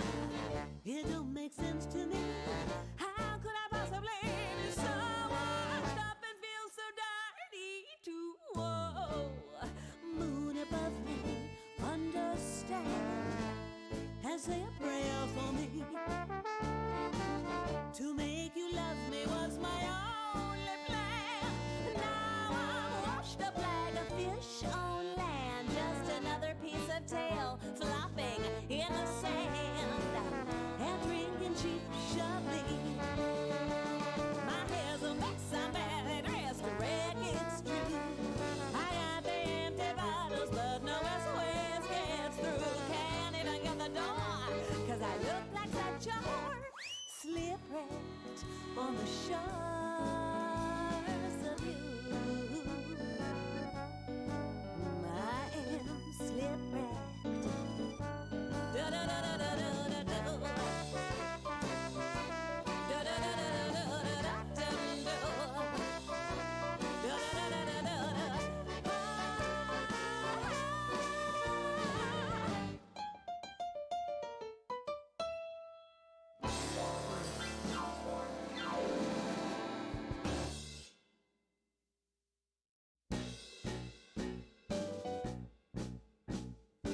Once I was a girl who led the sailors on and never gave a kiss for free, dashing all their dreams until the night was gone, leave them trembling in the cold gray dawn, pack up my petticoats and traveled on.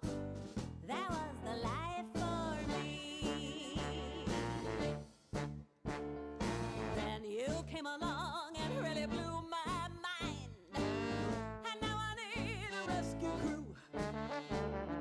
Washed up on this island, feeling unrefined, cigarettes and Valium for my Valentine.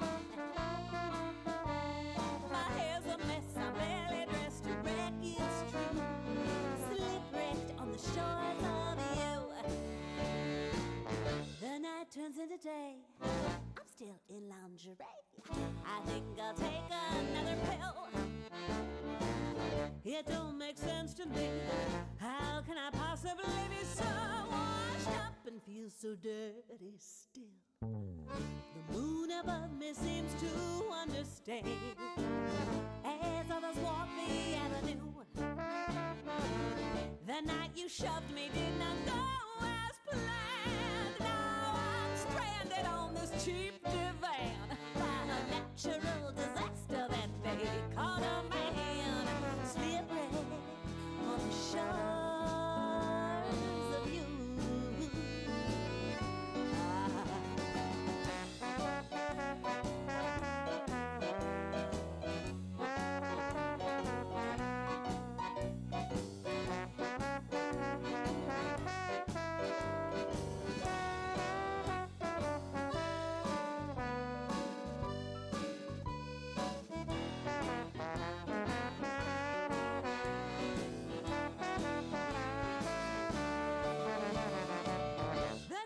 In a day, I'm still in lingerie.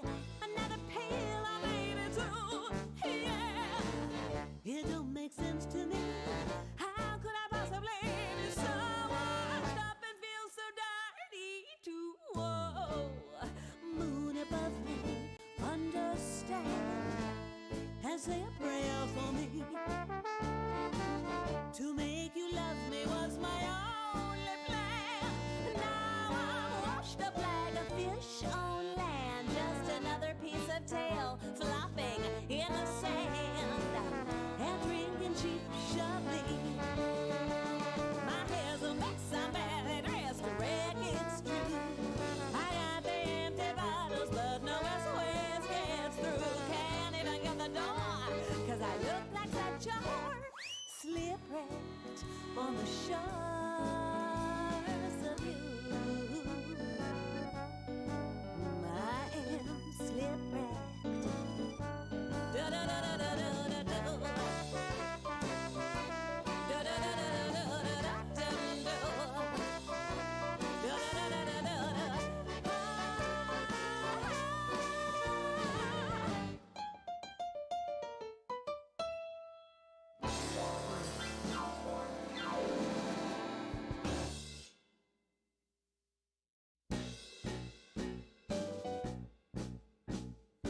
Once I was a girl who led the sailors on and never gave a kiss for free. Julie Rosenberg. One. Hello, and we're back from break, everybody. Welcome back. You'll see I did up the goal quite a bit. Don't worry if we don't hit it, but we did hit our first goal. I don't have any more milestones left. I was honestly not expecting to. I mean, I was expecting to get 500. I was not expecting to blow past it. So, but thank you everybody who donated. So I'm gonna pull the winner from this giveaway, from this first giveaway. Let's see, and the winner is Meg. Gets a game code to when the pass was around. Both of my players, which means, so let's see. I just have to remember to send those to y'all. If you haven't had a chance to check out when the past was around, I don't have links to it, but it's not Jane Austen themed, but it is sweet and beautiful and sad, and I cried, and it's a great time. Yeah, also happy birthday, Meg! It's Meg's birthday, which is which is perfect because it was Jane Austen's Monday Saturday, and we're doing a Jane Austen TTRPG. It was meant to be. So I am going to start the next giveaway already for the Friday afternoon tea. As a reminder, it's the 2 Jane Austen blends. I also have, if you're not familiar with Friday tea, I do have a command for Friday afternoon tea. They are local to me anyway. She's a local geeky tea shop. Friday has synesthesia and therefore makes her tea blends. She's a trained, culinary artist. I know that she's done a bunch of stuff. Her tea blends are always amazing, and they're very much based on how she experiences characters and stories, and it's really, if you haven't checked her out, it's so rad, and they're all beautiful, wonderful. There's a lot. She plays a lot with color and flavors too that are not traditionally in tea, along with really traditional teas. They're amazing. So let me just get everything set up, and we're gonna do tea. We're just gonna do tea for the Friday afternoon tea. But so the two blends, as I mentioned before, are Darcy's Delight, which is an oolong tea, which now I can't say without giggling. Apparently. I can't remember who said. Was that Rack last night? That would have been Rack. Oh, yeah. It was 100% Rack. Yeah. Just. And which is an oolong tea with orange peel and osmanthus flower, and the Mrs. Bennett's Nerve Tonic, not toxin, tonic, is a chamomile tea with rose, sage, lemongrass, and raspberry leaf. I don't have any for myself right now, but I actually had this years ago when Friday was just starting out, and it's delicious. It is it's like a great nighttime tea. A perfect nerve tonic. So we're gonna start that. Open giveaway. That's gonna run for 15 minutes. Just type !T to win. I would prefer that my folks who have already won not enter, but other than that, it's fine if you do, but by preference. Just to keep things fair, because chatbot is not good at doing this. So, where we left off. Tea so bad. I know. Tea is I love tea. Yeah, I am actually drinking, as per usual, Mr. Darcy's tea blend, and hysterically, what's great about the oolong tea is that it's meant to be used for like several infusions, and the flavor changes each time you use it, which is great. Like, like second and third. Anyway, I could go on, but we're actually playing a game here. So we haven't met. We still have one player yet left to meet, in this game, although we have heard tell a little bit of one Cassandra Young, and there's a few relationships we have yet to sort of discover. Honestly, I'm kind of sad we're only doing this, as we've established. It's like, oh, this is definitely meant for more than a one shot, because there's so much juicy nonsense. But let's establish the scene, shall we? Our guests, artists, etc. are here at the Duchess's estate. This is day 2. And while yesterday was a beautiful, bright, sunny day, lots of things to see, people to meet, people to do. Not Smutty Saturday anymore. No, but it's gotten spicy like that. Smutty Sunday. Smutty Sunday. Sunday, smutty Sunday. Monday, fun day. Day 2, while there was nary a cloud in the sky on day 1, day 2 proved not to be so fortunate. It's a second day, and there is a raging storm outside.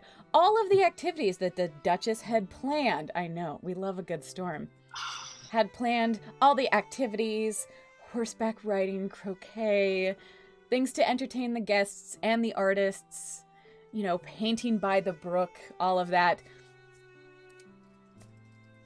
It's impossible because it is pouring down rain. The Duchess didn't plan for this, really.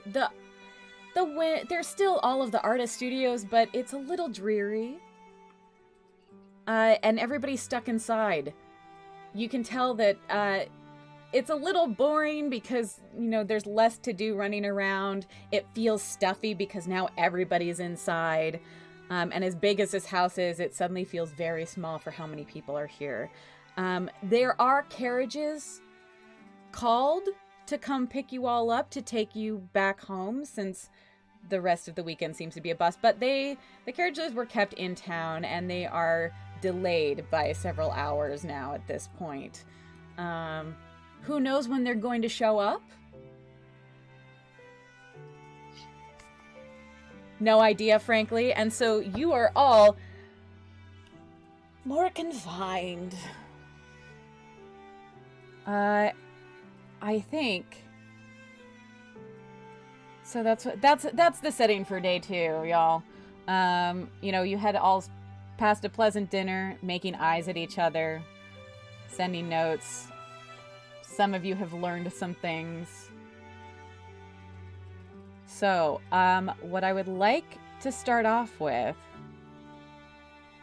is I'd like to check in with Carolina at this moment and see what she's up to and doing, because I feel like Carolina has learned some new information. And also, there are some people that, you know, as Violet had rushed into the drawing room at the end, I don't know, there might be some thoughts here. I don't know. You tell me. She's probably sitting with Dennis, and she is pretending to read a book, but they are discussing the note that she has clearly laid out in the book in front of her. Just like, so dear brother, would you care to explain this to me? Oh,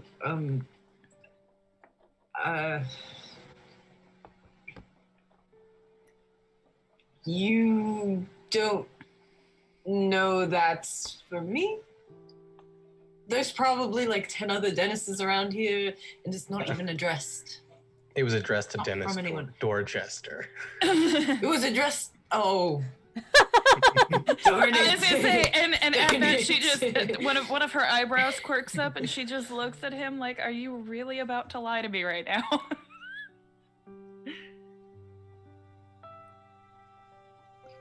I have an evil twin that Mother never told you about. Oh, try again. Okay. And what about it? What do you mean, what about it? What am I supposed to do about it? She has me in her hand like a little dough doll, and what do I do? Why? And at this point, she just takes the book and snaps it shut at him. It might have something to do with Nana's ring. Go on, I'm listening. So, what exactly were we going to do with the ring situation? What did you have in mind, Ro? So,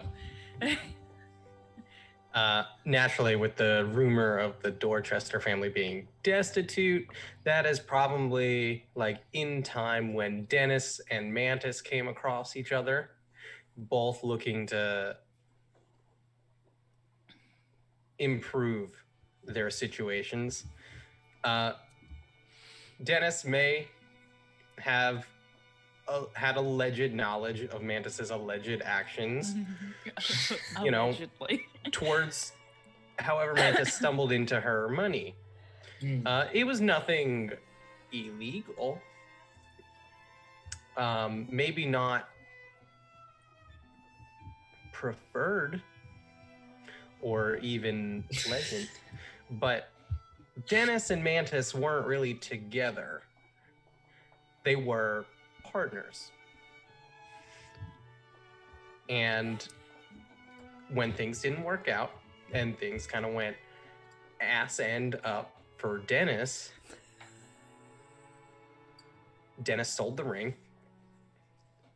Mantis tried to get it back. That didn't work out so great. So Mantis agreed to sort of give Dennis like a monthly allowance, keep him going so that he could help his family, because eventually Mantis would cash in on that favor. Mantis has yet to cash in on that favor and has continued to just rack up debt from Dennis, because obviously the Dorchester family is not doing well financially. It's a bad investment, while Ambrose is a good investment, so Mantis is kind of breaking even there. But yeah, Dennis is the one who sold the ring, and Mantis, out of the kindness of her heart, is covering for him, because eventually it's gonna benefit her. And it might be time. Ooh. it was me who sold Nana's ring, okay? And You sold Yes. Grandmama's ring. And Mantis has been, yes, she's been sending money, but we need it. And she's doing us a huge favor. Not that desperately. What is wrong with you? And she whacks him with the book. Ah! At this point, the Duchess, who has been flitting around, comes up to the two siblings. Oh, hello. How are the both of you doing? Do you need anything or need any help? I am so sorry for the weekend. It was supposed to be sunny all weekend. And, well, if there's anything I can do for the two of you. Oh, no, Duchess, this has been lovely, really. Your glowing visage has made this entire weekend all worth it, regardless. Oh, Dennis. Carolina rolls her eyes straight out of her head, trying not to, behind her fan. Oh, Dennis, you're just so charming. Here she is behind her fan, just. I was wondering perhaps, my dear, if you wouldn't mind helping me. I hear that you have done some writing in your past. Is that true? I'm quite a skilled writer.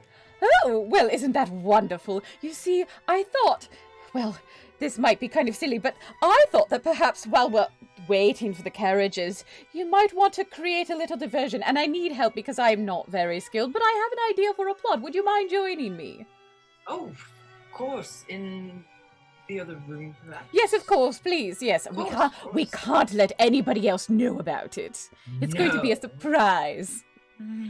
Oh my god, I love her.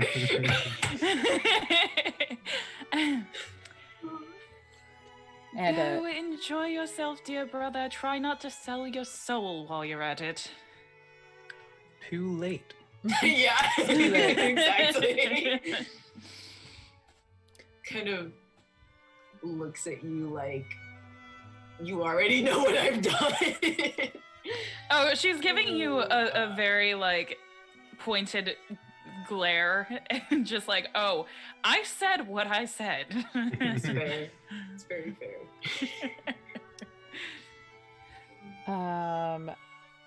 Violet, are you in the room with Carolina?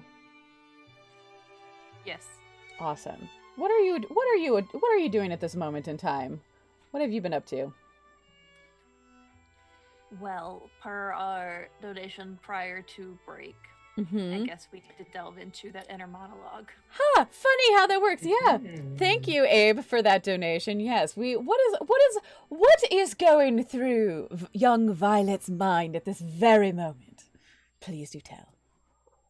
At this very moment, what's going through Violet's mind is an elaborate plan on how to convince the Duchess to talk up Everett in a way that would prove him worthy enough for marriage to her mother. And she's just trying to see if she can get the Duchess alone for just a moment. She doesn't believe it should be that difficult, as the Duchess is all about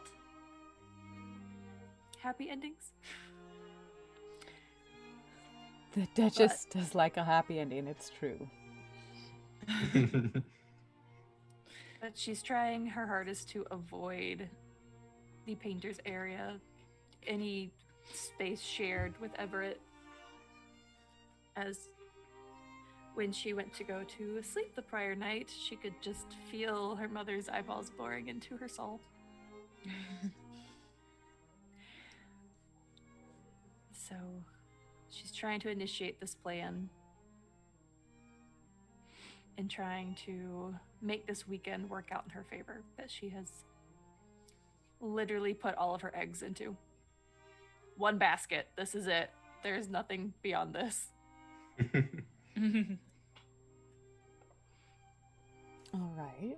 Is Ambrose there as well? I think Ambrose would have wanted to kind of stick to Margaret after their concert together. So wherever she is. Wherever Margaret is. Now, here's the thing. Ambrose did not come to this weekend alone. Ambrose, as is usual with the English countryside, there's a lot of family members. Ambrose has a cousin by the name of Cassandra Young. Apparently Ambrose is just full of cousins. Ambrose, why don't you tell us? Yeah. Why don't you tell us a little bit about Cassandra? I have a feeling, as much as our artists are a little bit freer in nature, that perhaps after the last exchange, I'm not sure. Does Cassandra keep a closer eye on Ambrose? Tell us about Cassandra.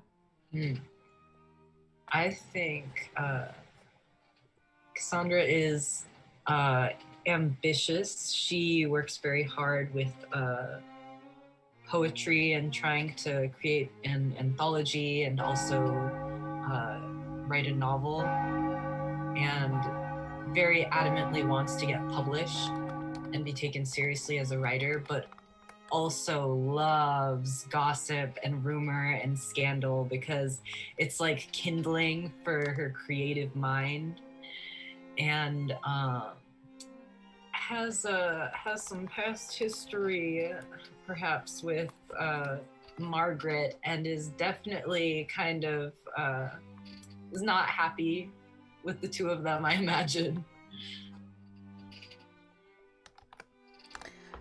Oh, that's right. We do have this little...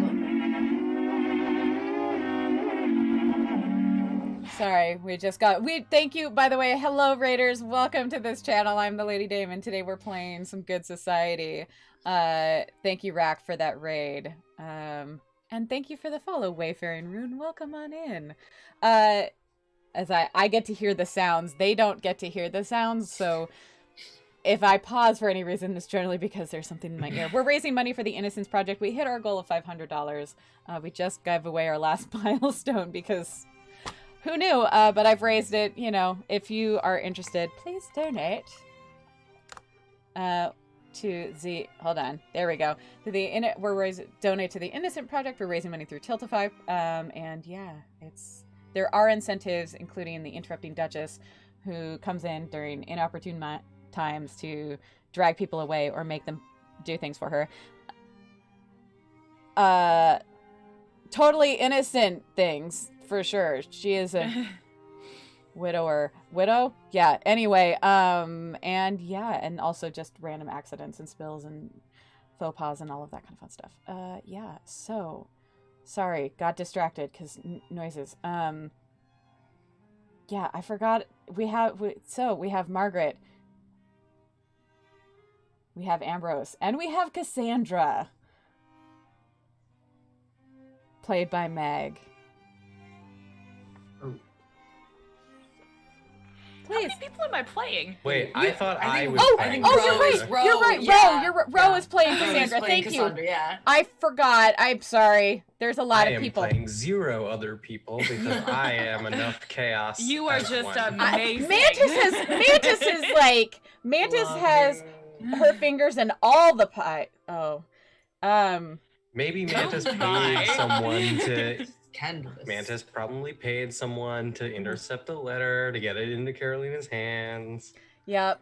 Very likely. Probably. Really. Oh, she's just an orchestrator. Yeah. Oh, yeah. No, Mantis is dangereuse. That's what new money's all about. Mm-hmm. Look, I can't say anything anymore. So, sorry. Cassandra, as played by Ro, and Ambrose, and Margaret. You're all hanging out. The storm is raging above.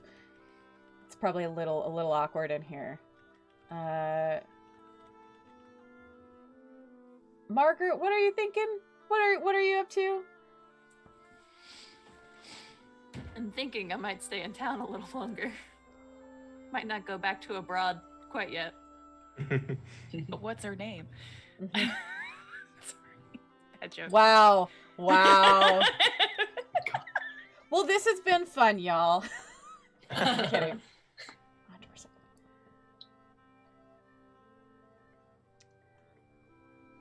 100%. So yeah, Margaret, you have the potential. Margaret has the potential new beau in Ambrose, and Ambrose's cousin, a past level of sorts, in Cassandra.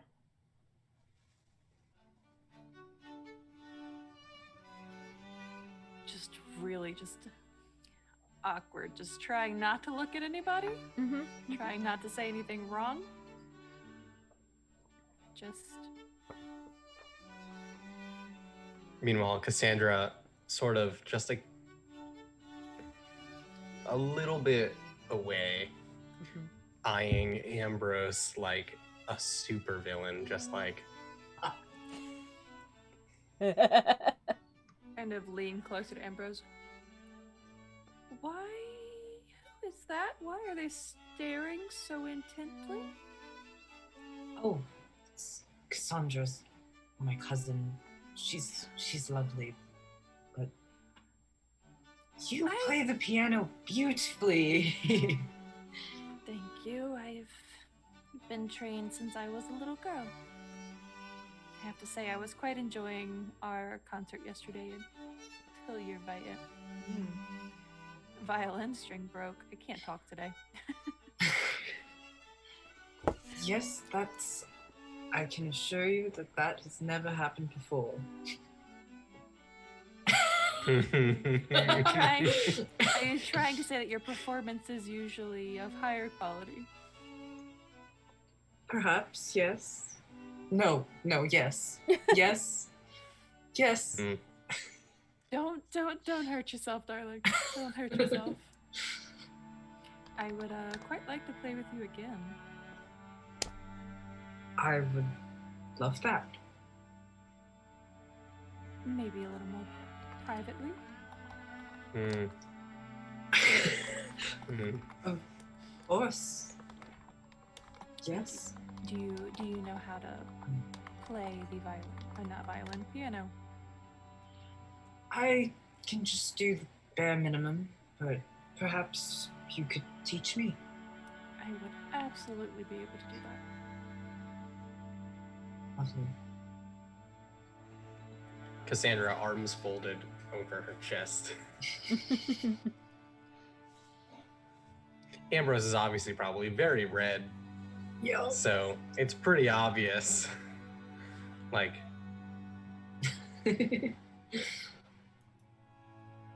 You see, Ambrose, you seem pretty talented with your hands and fingers. I think that would translate well to a piano. I've been told that I have pianist's hands when I was younger, but I just never quite took to it. But you have lovely hands and everything else.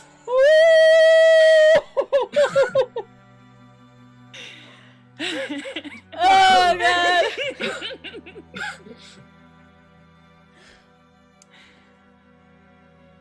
You I know, feel like your cousin is bearing into my soul. Is there any particular reason? Oh, honey. oh god. I think So Ambrose would be proud of completely you. oblivious to. So fancy. Actually, Trois. Ambrose is going to wave at Cassandra from across the table and then walk over to give her a hug. and Cassandra immediately turns in the other direction, Oh. like storms off almost. Oh.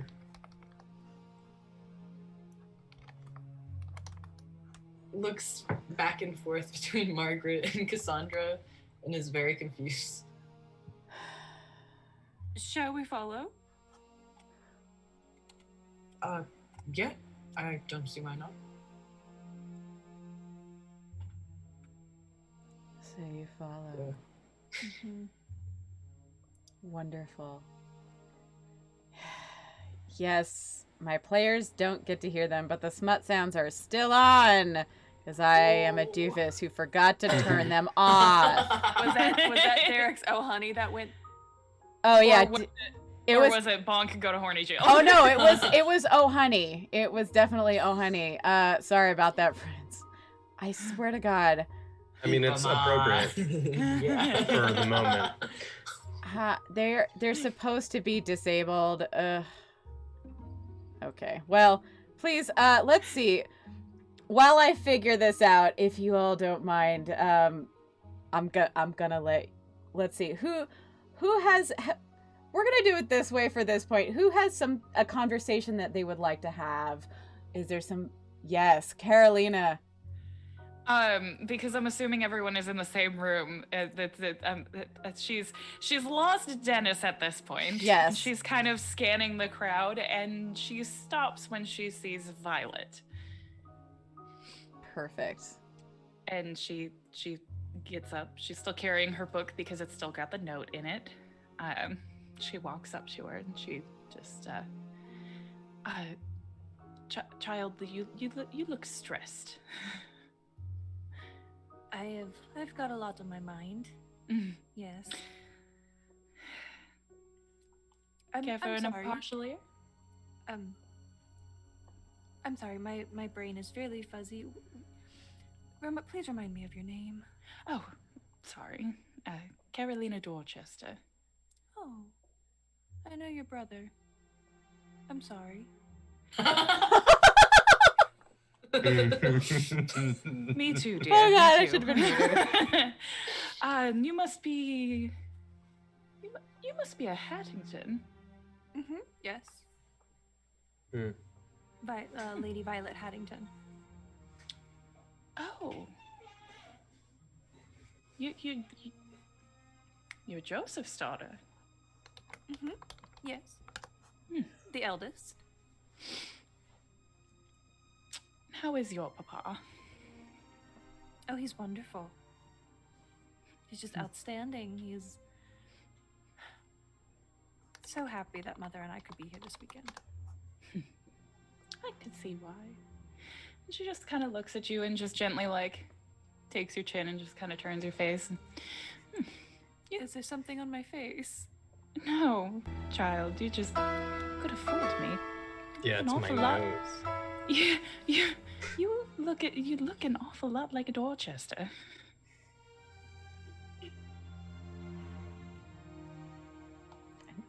Maybe there's some tied bloodlines of cousins somewhere. Not sure. You have a cousin looks just like you.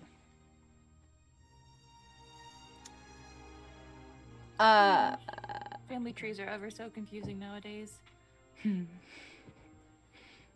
That's fair. And I presume that if there was Dorchester there somewhere, you may have disowned it long ago, and I do not blame you. Pardon? What do you mean by that?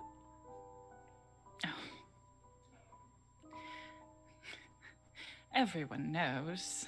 It's not exactly like we are a subtle family. Well, no.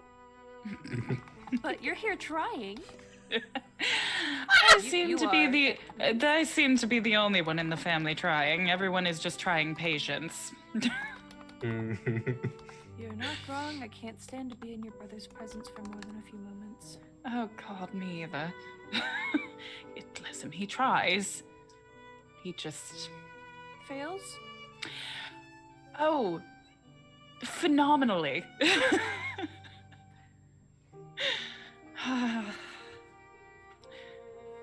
So, what pray tell might be on your mind? Carolina, have you ever been in love? Like true love, not just you fancy somebody. I suppose you could say I was once. And did your family approve of them? Or would they have approved of them? Well, I'm here 36 years old and still unmarried, so I would say no. They did not. Though, I do believe that there were some other reasons for that, but it's neither here nor there. So you didn't try to convince your family that they were good enough? Oh, it wasn't my family that needed the convincing.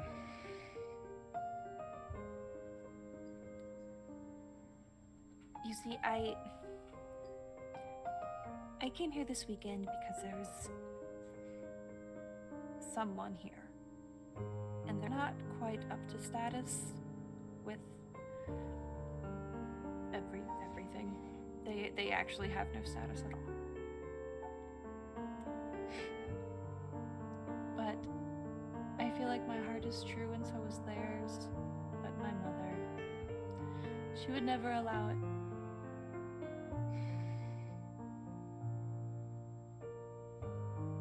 And I don't know how quite to convince her that they are good enough.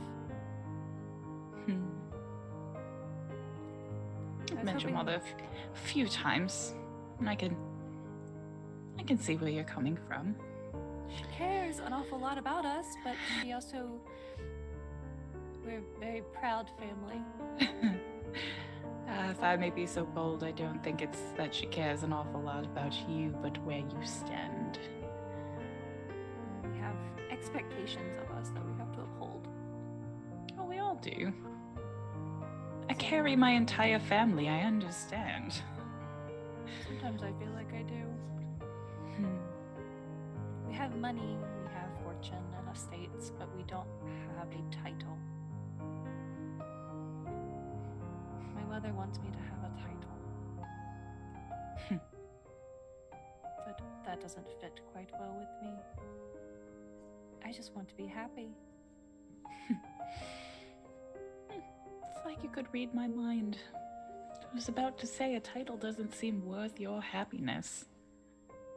I've always thought that. I'm not great at being a lady. I don't think I would be a very good wife. Not in the sense of being titled in this society anyway. Terrible at embroidery. Oh, me as well. I was never good at any of that. Rather good at painting. But that's too messy for a lady. Not the right thing for a lady to do. So alas, I don't. Not anymore anyway. I'm sorry, I am taking up far too much of your time. I need to go find the Duchess if you don't mind. And Carolina would take your hands and just look at you and go, "You have not taken up my time at all. And for what it's worth, not that my thoughts matter I think you should do what will make you happy." I appreciate that. I hope you can get a good handle on your brother. Oh Lord, I try. I shall try. I wish you all the well. And Violet skirts off to search for the Duchess. I will take this moment just a little bit. You are able to find the Duchess, who has set Dennis into writing a skit of sorts. When the Duchess sees you. "Oh! Young Miss Violet! How good of you to come find me. I was actually just looking for you. You see, I have tasked the very handsome Mr. Everett Carlyle." "Oh, you're so handsome. Just stop. No. And Everett just sort of goes, looks a little ashamed and a little, like, sheepish. "You see, I was thinking that we need a backdrop for our little skit while we wait for the carriages to show up. Right? And he's a wonderful painter, but honestly, it's a lot of work. And I suggested that he take an assistant. And I seem to remember when I was visiting your mother the other day exquisite paintings that she had up in the wall, and she said that you had done them. Perhaps you might aid Mr. Everett in his endeavors? Well, if you insist, Oh, please, it would be such a grand favor to me. then if it is a favor to the Duchess, I do not think my mother would be opposed to it. Would gladly help Mr. Carlo with this endeavor. Oh, of course, thank you, darling. Well, now, look at the two of you. Such a happy little pair. Look at you working like busy bees. I'm so pleased. Violet is just completely flushed. Red as could be. Just really nervous, like hands a little shaky. I appreciate your assistance, Lady Haddington. Miss Haddington, let me show you what it is we're working on. Of course. And he please. takes... It's Violet. Oh, Violet, of course. And he sort of gestures over to one of the studios and sort of leads you to one of the smaller ones. It's a little more private, but enough space to lay out some sort of... It's very beautiful, sort of painted in sort of a abstract sunset colors of a landscape. Enough space to lay out. Yeah, I don't know why I bother really like doing anything that isn't Smutty Saturday anymore, frankly.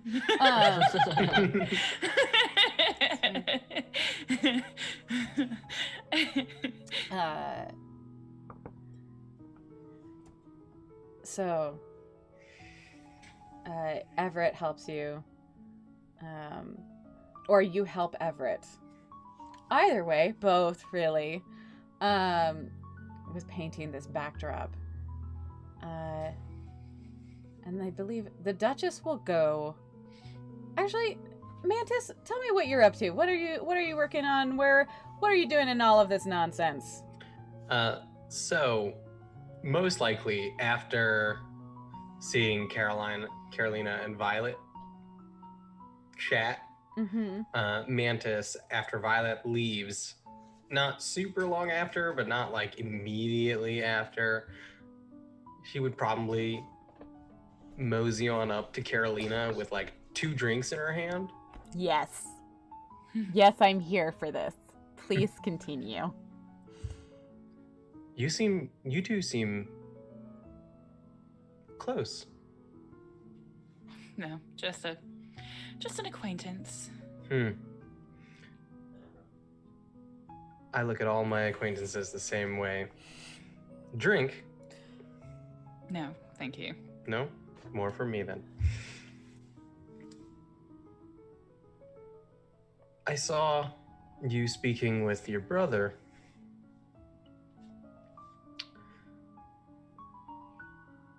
I want to apologize for yesterday.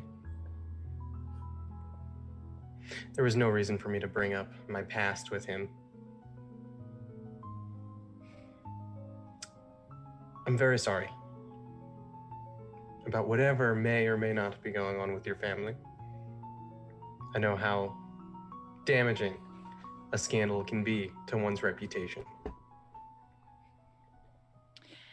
Oh, we're still dealing with one. We don't need another. She just looks at you very pointedly.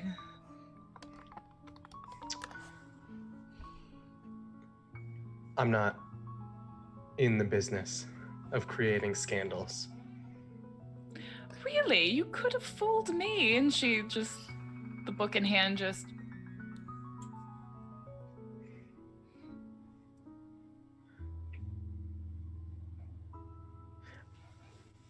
Let's just say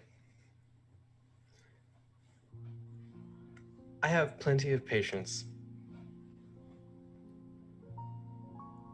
I'm willing to wait for it. My time will come. I've risen well above my station. I'm doing quite well.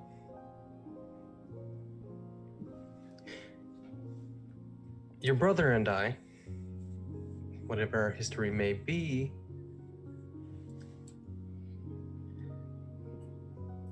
I hope that you and I can grow to become good friends.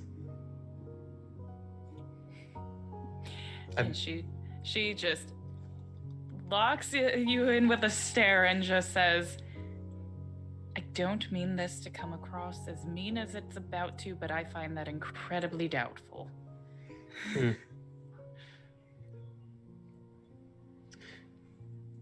That makes me quite sad. I don't know what you think that I need, or It's what not I about could what you possibly need. get from you, but I do believe you are sorely mistaken.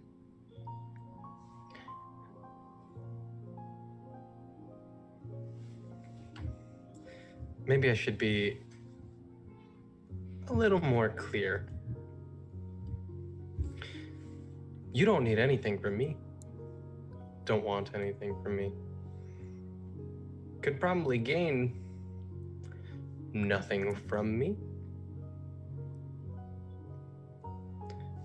But I'm good to my friends. And I believe everybody deserves to have a good time.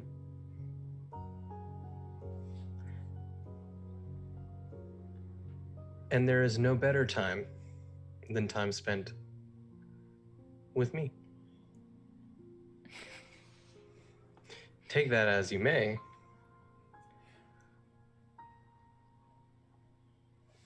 And I apologize if I'm being too forward. Whatever you may have going on there with the Haddingtons,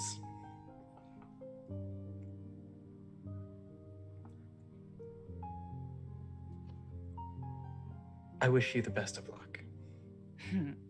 And I'll be here if you ever want to have that drink.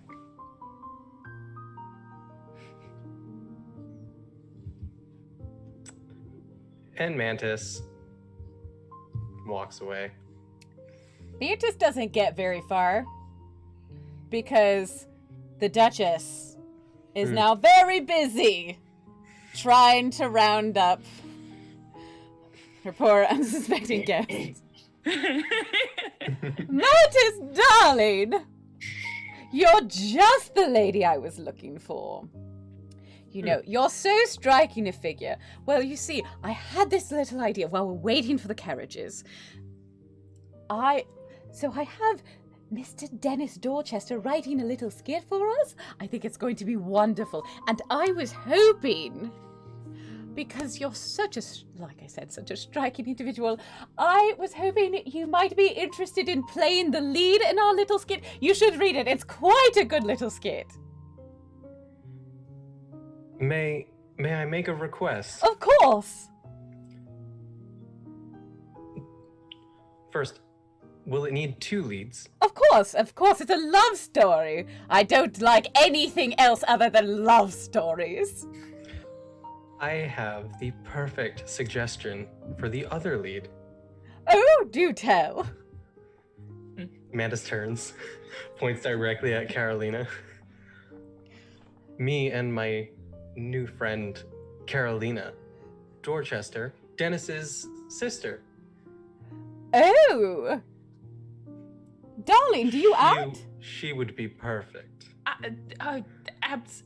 No. Oh, stop that. I'm sure you do. Obviously, talent runs in the family, and with such beautiful words as Dennis writes, I'm sure you can speak them beautifully. Mantis, that is a brilliant idea. You, Carolina, Miss Dorchester, come with me.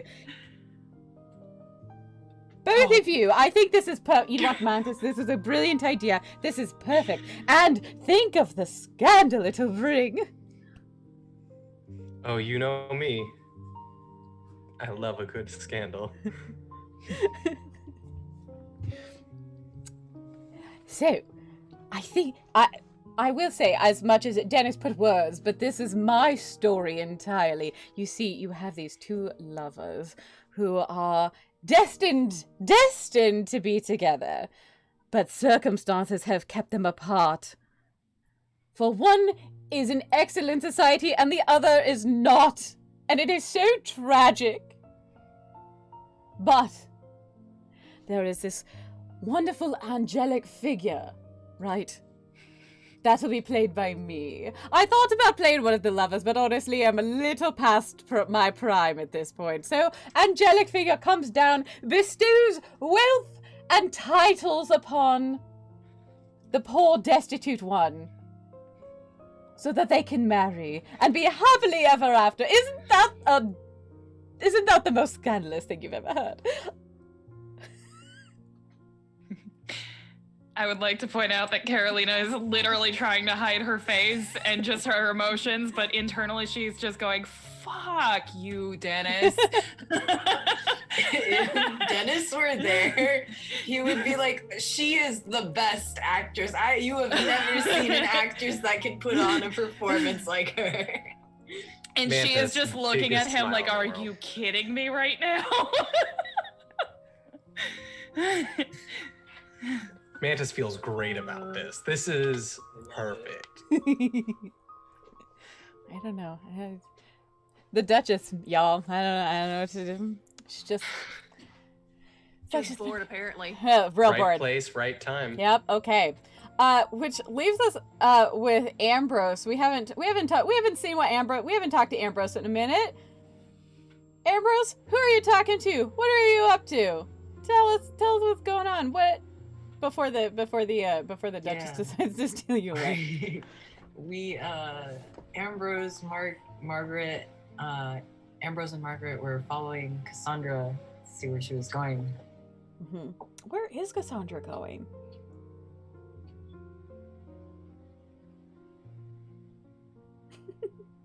Oh, that's me. That's you.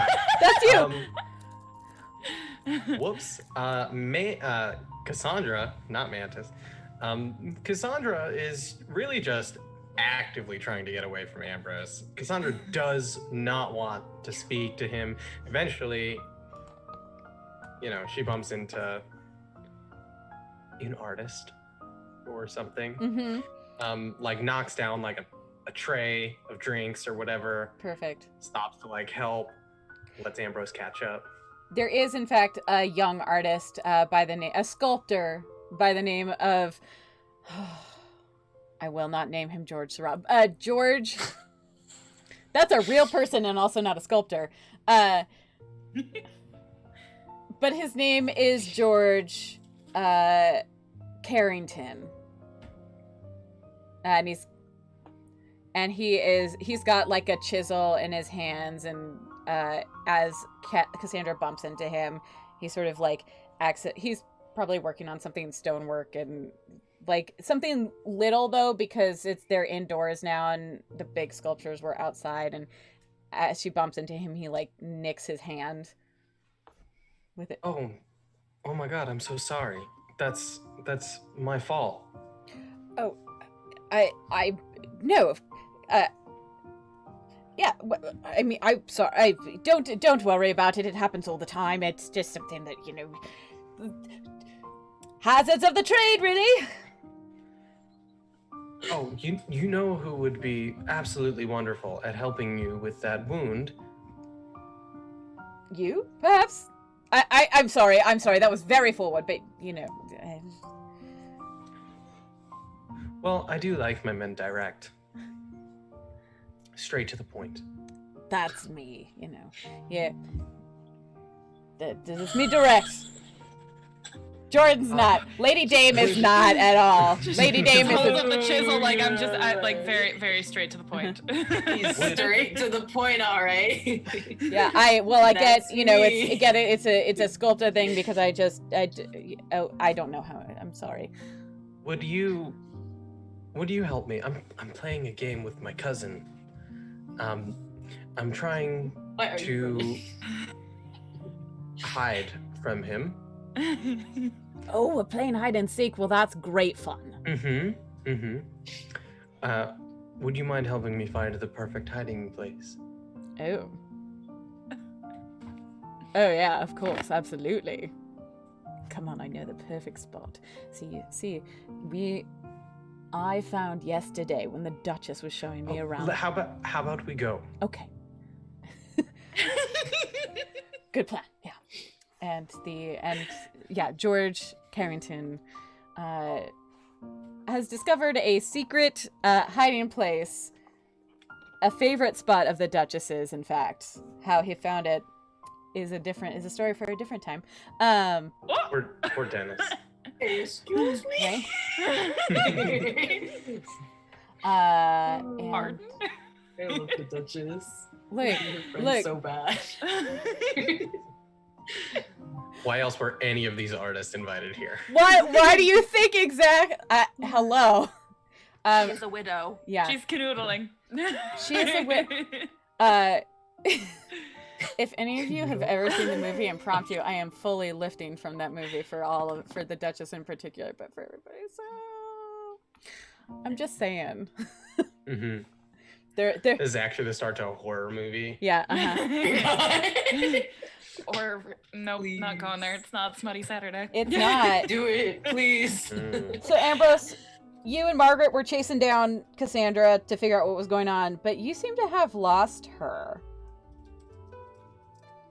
I've sworn I saw her go this way. Where do we find ourselves currently? I would say so. You were all sort of in one of the drawing rooms. She has multiple because she's the Duchess and she's real fancy.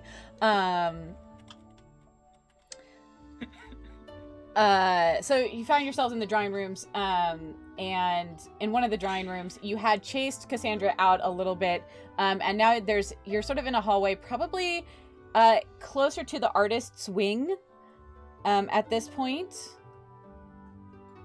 Trying to look for Cassandra.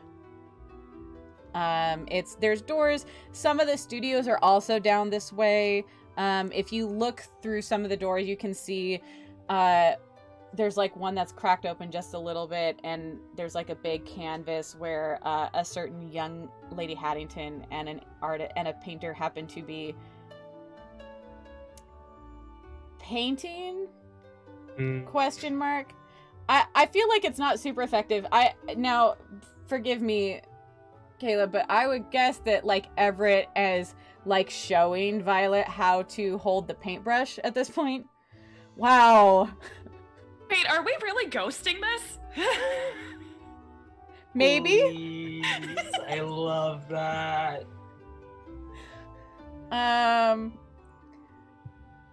You just hold the brush like... Yes, exactly. I don't know what you're talking about. So that's down one room. If you travel down a little bit further in another room, you see you'll see Mantis and Carolina in rehearsing the script that they've been given, with Dennis probably looking on and making corrections to it. Dennis is having the best time of his Oh life. yeah, for sure. Margaret, you said you paint. Would you mind showing me? Paint me like one of your French girls, Margaret. You know, it was We inevitable. made this joke earlier. We did. Paint me also like one of my. made this joke. Paint me like one of your French boys, Ambrose, probably. I don't think we said it out loud, though. I think that was in chat. No. So Oh my God, One was in the was. stream chat, and one was in the Zoom It chat. happened multiple Yeah, times. yeah. it's just beautiful, really. Someone had to say it at some point. Yeah, Like mine one was of your about French Everett and boys. Violet, and now this one is Ambrose and Margaret. We have a lot of painters. Mhm. Not a whole heck of a lot else to do. Well, I do You specialize say in that, but we have portraits. you say that, but we have a whole party full of people. So I feel like calling us people right now is very generous. We are monsters. Yes. degenerates, I was like, monsters is the right one. Yeah, uh-huh. degenerates into all sorts of debauchery. Portraits sound lovely. I've never quite been able to draw. That's wonderful. I specialize in nude portraits. Oh. if you would like to model for one of those, we might have to go somewhere a little more private. Yes. Or you're more than welcome to my studio anytime. If you do not feel like that fits in this weekend's agenda. Well, can't seem to find Cassandra, and it's raining outside. I've always liked a good. Actually, no. You said a lot of these studios are just open windows, so this dude just naked, getting painted by the bay with the rain in the back. There's definitely a similar painting of Mantis somewhere in like Margaret's like Please. previous works. Yeah. There's like I love 20 of those. Definitely goes to those late night parties with where everyone's just painting all the naked people. It's great, wonderful. I don't see why we couldn't. Everyone does seem to be occupied. I'm sure they won't miss us for a little bit until the carriages arrive. Definitely. The carriages actually never arrive. Surprise, we're stuck here. Yep. So do y'all go? Do Ambrose and Margaret go to Margaret's studio? I.e., right now, that would be her room. Right. Yeah. Of course. Oh, we're over here. Mhm. It's specifically her bed. Maybe, I don't know. So, I mean, just setting the scene a little bit, Margaret and Ambrose, do we get far into the painting? We're setting up for this nude painting, we're all in for it? Leave that up to Margaret. I'm all for it. They Great. set up, but the She painting actually- doesn't get done. She actually does get out paints and a canvas. Okay, beautiful. So I would say at some point in this process, after Ambrose has gotten fully nude, is when the Duchess strikes. No!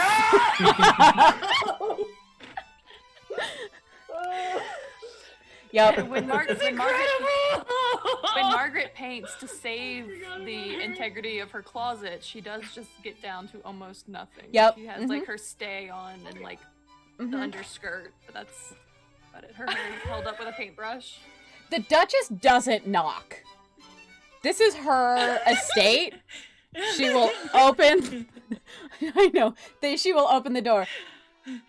Margaret. Oh, Miss. Did we establish Margaret? Miss Margaret. Oh dear. Mr. Albert, Mr. Young. I'm so sorry. Takes a little peek. I apologize. I didn't know you were busy. I was hoping well, you see, I had a plan. I needed some help. I was planning this skit that for all of us to do while we were waiting for the carriages to arrive, and I thought we needed some music to go along with the dialogue. If you don't have time, that's fine. But I thought, Margaret, if you would like to play the pianoforte, and Mr. Young, I would be so pleased if you would agree to play your violin as to give us some mood music for our little skit. That would be wonderful. But by all means, don't rush on my account. I'll just see myself out. Thank you. We will be down in a moment. Ambrose just looks at Margaret and then like grabs a pillow and like screams into it. Margaret just starts laughing. She's like, really? How does she do that? She's very good at it. She's omnipotent. She's like present in the walls. I don't understand. Maybe she's just got this thing that goes in the back of her mind saying that she's needed somewhere inconvenienced. Makes sense. Shall we resume this on a different occasion? I would like that. Wonderful. And she just hands Ambrose's clothes back. It puts her dress back over. Alrighty. The Duchess has everybody. I believe that's everybody, other than Cassandra, who's gone off to hide. Cassandra's boning. Yeah. Straight up, just. Yeah. Get out there. George Carrington, our new sculptor friend. Just, I love it. The pen on the perfect. That is amazing. Y'all. I can't. Well, we haven't seen Lady Sophia in a hot minute, but I would say that as you know, as people work the hour, you know, we have a couple of hours of I'm saying this because you know, at some point we're wrapping up a story and it's like, oh, but I like could keep going with this for so long, y'all. So It's amazing. So the hours continue as y'all are working on, as everybody is working on their various tasks as set by the Duchess for this little skit. I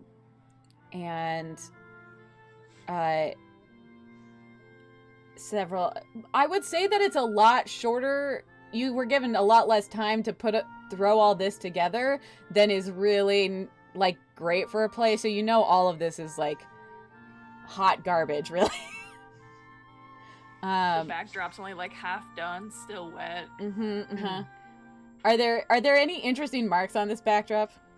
There might be a few handprints here and there. I was just gonna say that. A couple of cheek prints.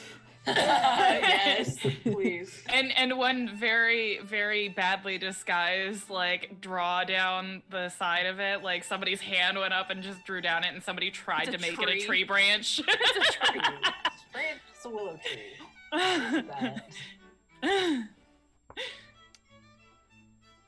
And Violet's covered in paint. Violet's covered in paint. Wonderful. So it's a couple of hours later, and the Duchess has approved everything that you all have been working on, at least up to a certain point. And she's getting impatient because she's super bored and insists that you all present what you've been working on. She grabs Lady Sophia. Oh, Lady Haddington! Yes, Duchess dear. Darling, you won't believe what I have accomplished in a very short amount of time. Oh, I doubt it. You see, I thought to myself, Amalia, we need a diversion until the carriages come. And, well, what? We have all of these wonderful, talented artists. Plus, you know, your very accomplished young daughter and the Dorchesters, who are, you know, surprisingly very talented as well. Honestly, I had not had high hopes for them, but they have... Did you say Dorchester? Yes! Dorchester, are you familiar? Do you know that family? I didn't think you ran in the same circles. You see, though, I invited the brother Dennis Dorchester because, well, for one, he's very handsome, and I thought that I just knew that he was a budding rider, and I thought the artist retreat might be good for him. It's just Dennis then. Oh no, he brought his sister Carolina as well. She's her lovely. face just turns to stone. Carolina Dorchester is here. Oh yes, of course. Well, like yourself, everyone was allowed to bring a guest with them, and of course Dennis brought his sister. It's only proper, really. I hear she never gets out of the house either, and I thought this was a good opportunity. Oh, she gets somewhere.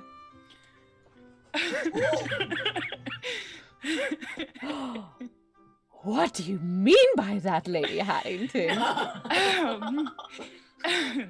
It's nothing. Nothing to trouble yourself with, dear. Well, you'll have to tell me at some point, because I love a good scandal, as well you know. But come to the ballroom. I have chairs set up. I had one of my men set up a chair. Set up the chairs. The stage is set. Wait till you see the backdrop. You'll be so impressed. Will I now? Oh, I think so. Oh, well, fine. And I'm sure she walks in and sees Violet covered in paint and again just... You trying saying no to her mother? You can't. Oh, I have and I will. Isn't it lovely? And look at the two. She accomplished that with the artist over there, young Mr. Everett Carlyle. Is not their work splendid? I just am so impressed by the two of them. They make such a lovely pair. A working pair, you know? Violet's eyes don't leave the floor. And her mother is just staring you down. I thought I could have sworn we talked last night, but I didn't want you anywhere near that boy again. The backdrop required help. I assisted so we could put on this lovely thing that the Duchess has orchestrated. She just sees the handprints on the backdrop and just looks at you again, just like, help now, did it? Absolutely. Wait, I'm sorry. Did you forbid her from spending time with this young artist? That's such a shame. I felt that Violet could learn such a lot from him. You know, he is a personal favorite of mine.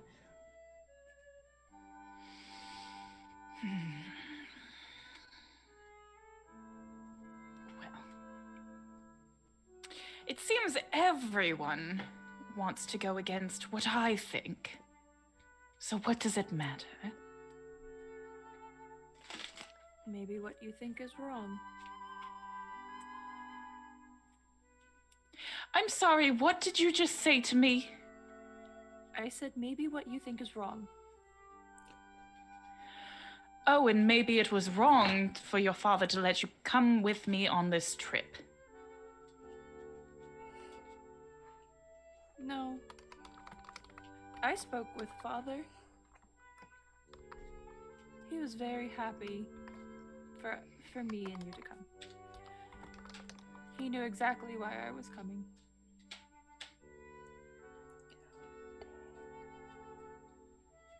He knew I was coming to spend the weekend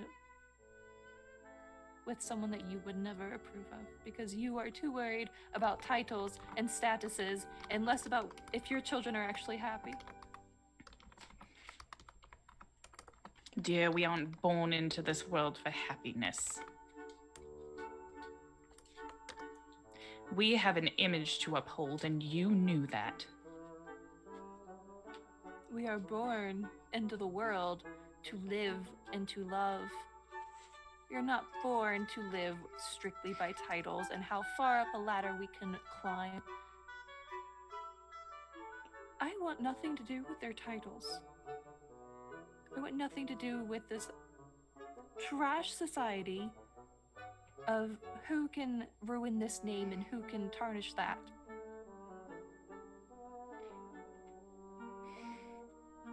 This hurts me, the player. Then you are not my daughter, and you never were. Oh.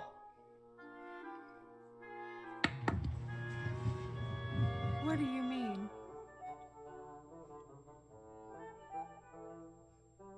Ask your friend, Miss Dorchester.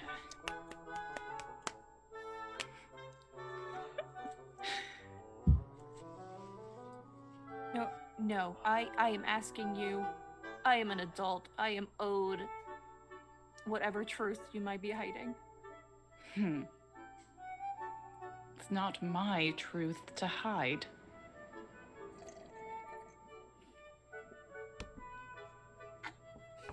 And Violet just storms out of the room. Everett follows Violet, looking standing up a little straighter after that. Feeling a little more confident, although he's been silent the entire time. The Duchess is just staring wide-eyed at Lady Sophia. Lady Sophia Haddington! I expected more from you. Well, it seems like there's a lot expected of me and none from my family. I am speechless. Wow, this is just like the play I had Dennis write. And she just kind of mutters, "Of course, Dennis would know." Well, I was going to have them perform for you and all of the other guests, but I don't know now if you need to see it since we just got a preview. I love this Duchess. Oh my gosh. I also really don't like playing mom. I'm sorry.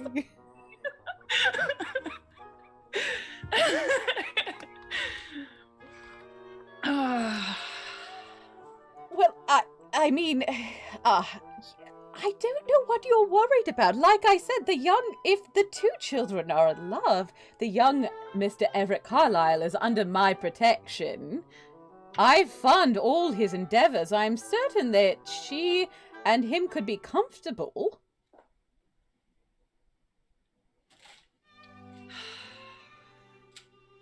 It's not about comfort, and you know that. Dear, you're too fussy. Why don't you have a good lie down? Well, unless you want to stay for the performance, but, you know, after all that, I'm not sure. But you have a good lie down and a good think. Well, we get to the rest of the players. Oh, she says nothing and just leaves. Well, her loss, anyway. All right, everyone. It is time. And we open the stage, like, has had a curtain around it. She's done a setup. Duchess loves little plays and things like that. A bored Duchess works quickly. No, and she's had all of this set up anyway. She herself, by the way, through this whole conversation, has been wearing, like, something, like, white and drapey. Like, she took some linens and draped them all around herself. Toga party. Yeah. All right. Now we shall begin our play. And she goes up and cues Ambrose and Margaret to start the music. Now, you know, something bright and cheerful. Okay, Margaret. The meeting of the lovers. And the curtain opens to reveal Mantis and Carolina.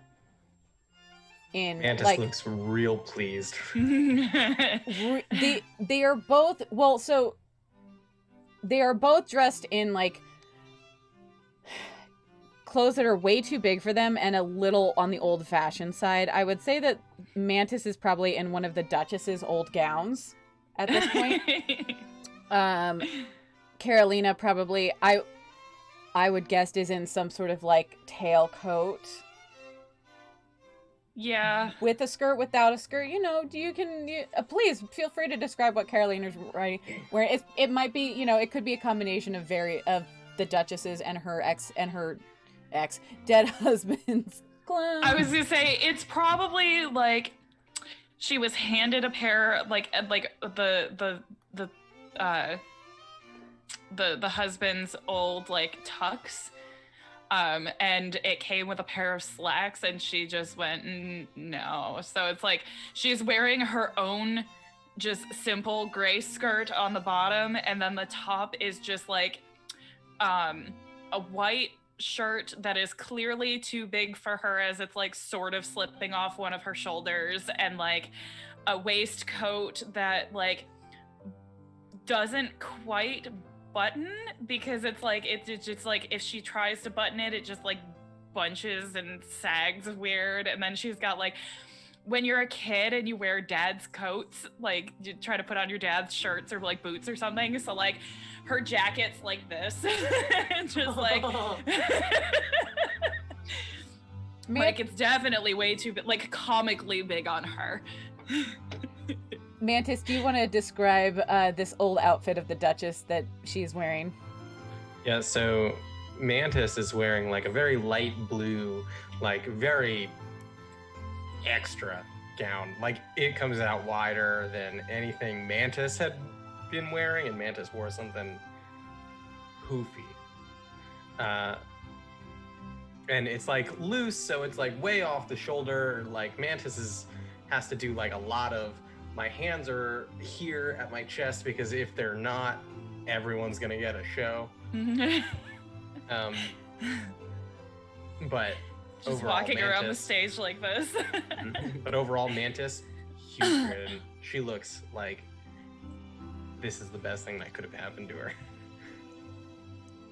Would you mind, the two of you, giving us a little taste of this script that Dennis wrote you?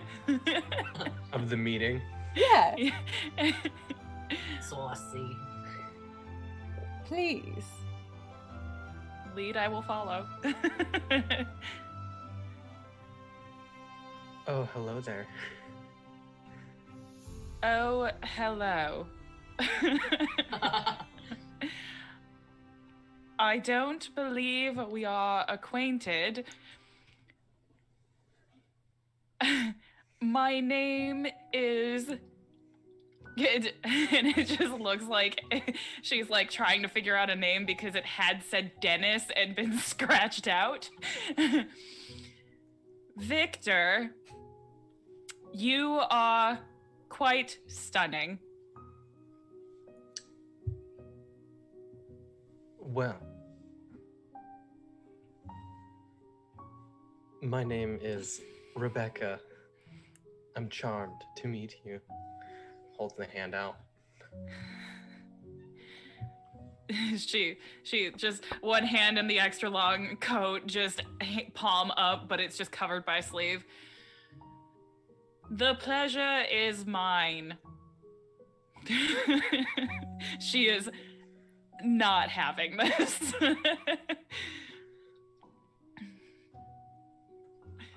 Where's your family from? Vincent?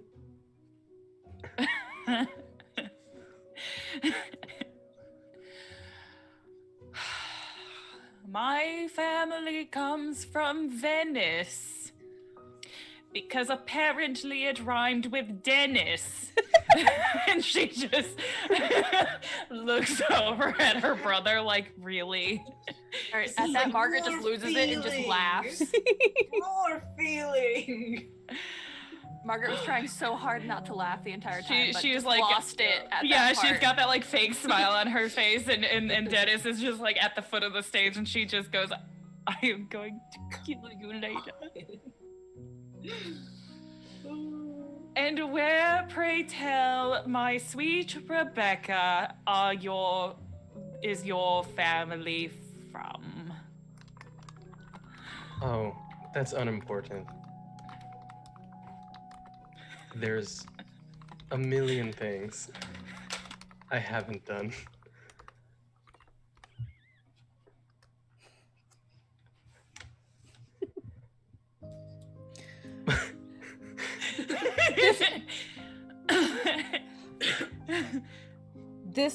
I imagine this continues for a little bit until the Duchess until the end of the scene. The Duchess, the curtain closes, and the Duchess comes out front. And now,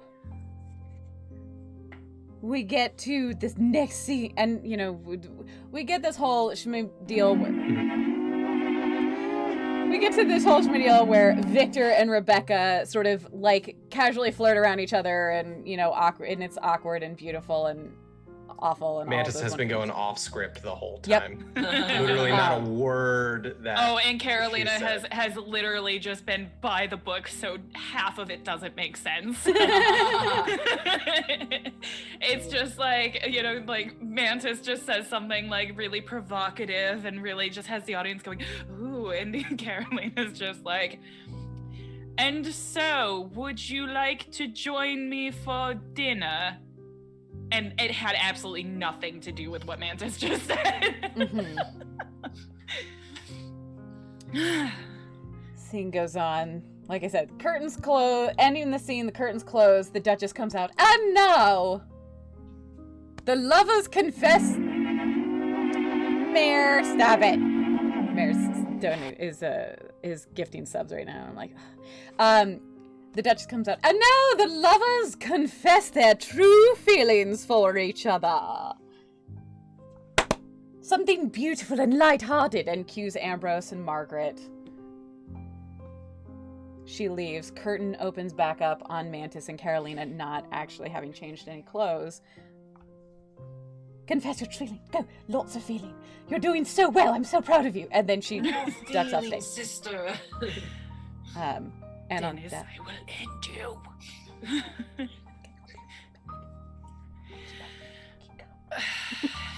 My dear, sweet Rebecca.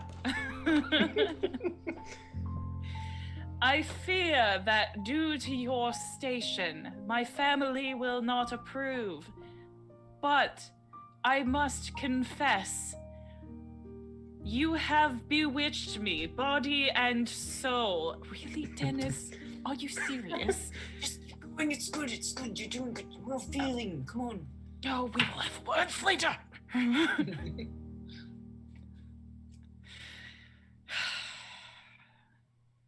What say you, my sweet?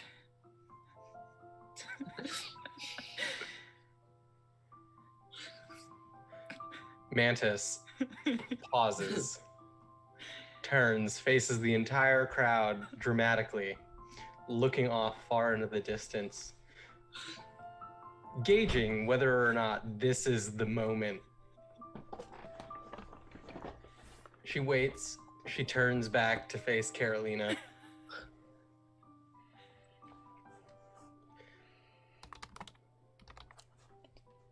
My dearest Carolina, I have admired you, longed for you. Regardless of my station, regardless of your family, life is too short to care about such things.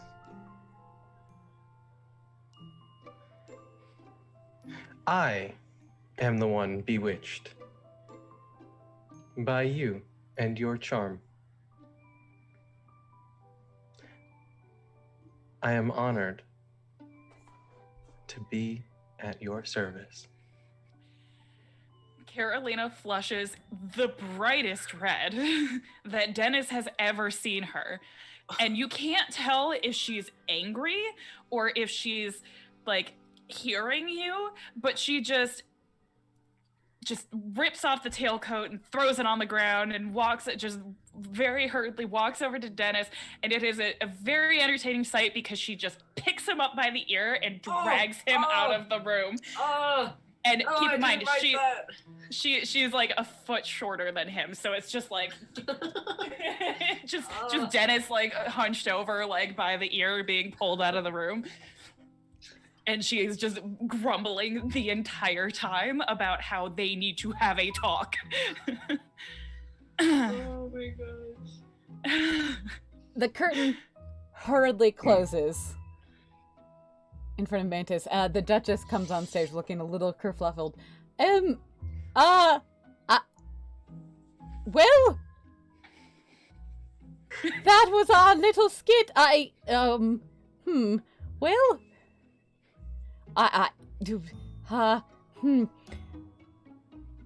Well, thank you, all of you, for the weekend. By all means, I believe look at that, the carriages have arrived. Isn't that wonderful? Thank you all so much. You were just wonderful guests, and thank you to our artists for bringing your gifts and your talents to the rest of us. Let's all give them an applause. Mantis is clapping from behind the curtain. Yep. Margaret is Bravo, just me. dying laughing. Yeah. Margaret can no longer contain her laughter. Absolutely. Just done. I believe everybody starts to file out of the room, gathering their things, leaving Ambrose and Margaret alone for a moment. So, where are you heading off to?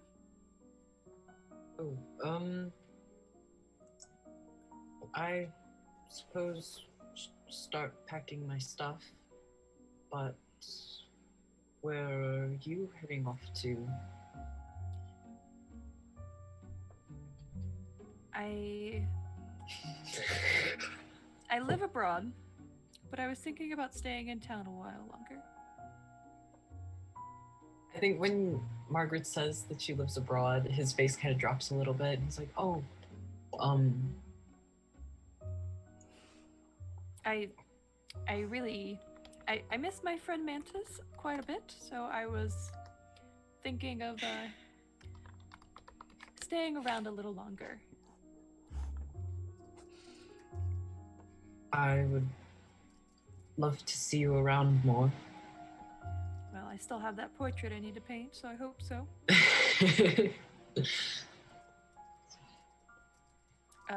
I will lock the door next time. Yes, why didn't we think of that from the start? You act like she couldn't have gotten in with a lock. You think a lock can stop that Duchess? You're right. You're right about that. I don't think anything can stop her at this point. No. She might be immortal. Who knows? I wouldn't be surprised. And, the chiton that she was wearing, the kind of Doric with the cloth that she had going on, that...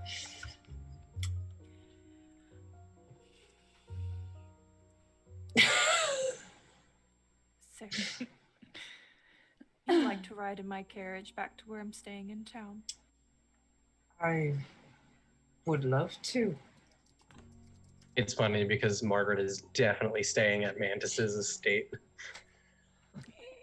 A place that Ambrose has been plenty of times.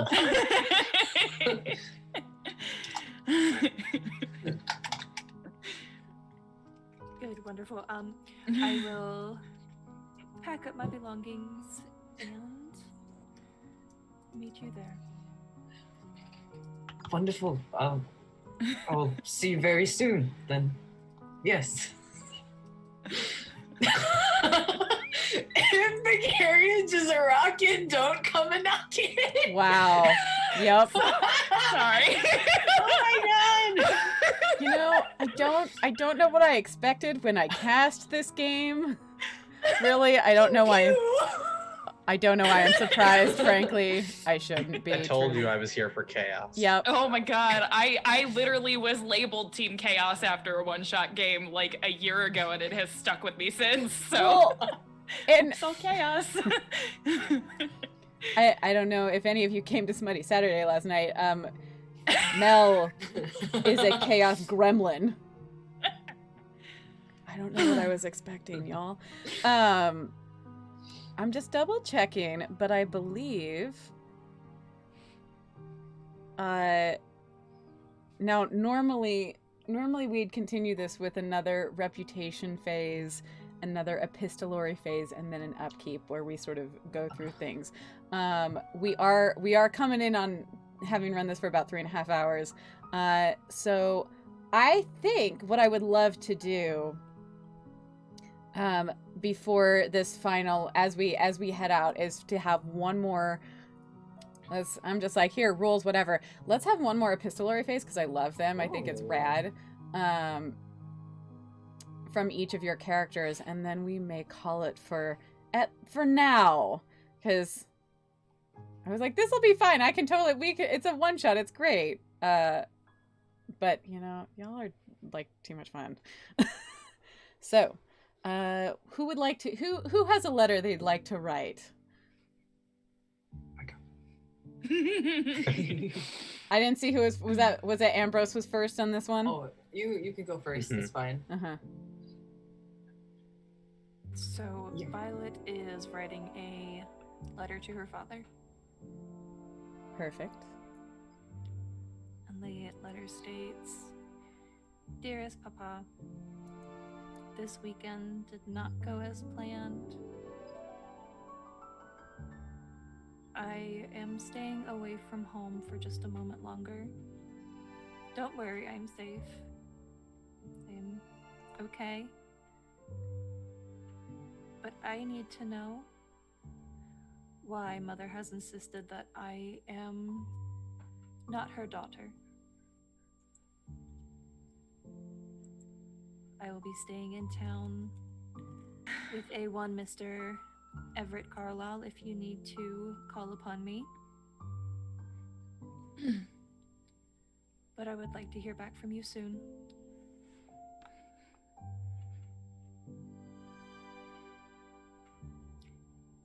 And it's just signed Violet, no last name.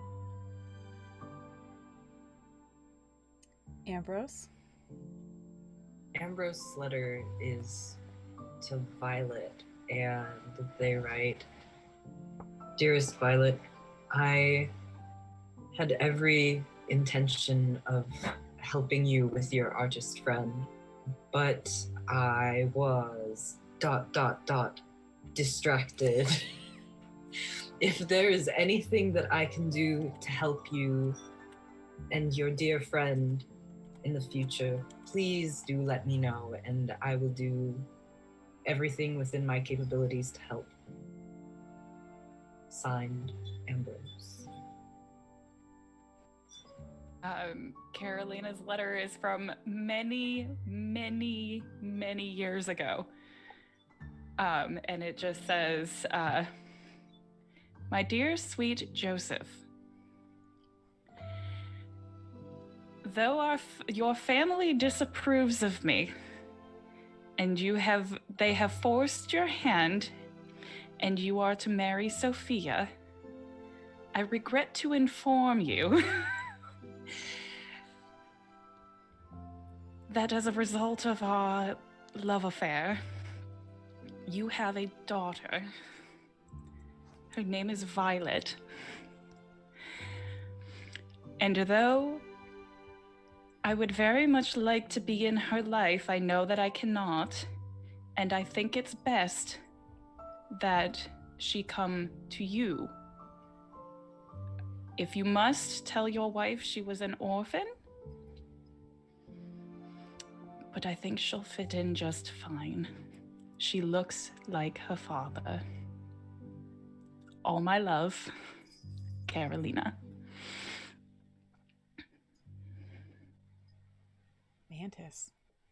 Mantis's letter is a lot less heartwarming, like everyone else's, and way more horny. Perfect. Love it. I think it's Here the only for way to it. end it, really. Yes. It's just a small piece of paper, DTF question mark. This one's an actual letter. Mantis sent it to Carolina. This is post-weekend. Like, Mantis and Carolina probably did not see each other following the play. "My dearest Carolina, parenthesis, see what I did there? Line break. I understand your brother's little play may have flustered you, but I assure you my words were true. Take it as you wish. I'd like to see you more, in more ways than one, parentheses. And I do hope that you keep an open mind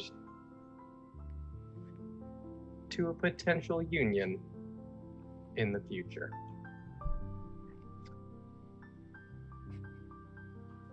Yours truly, Mantis von Felblood, parentheses, something really heavily crossed out, not really readable, but the word your future was in there, but it's fine. P.S. See you soon.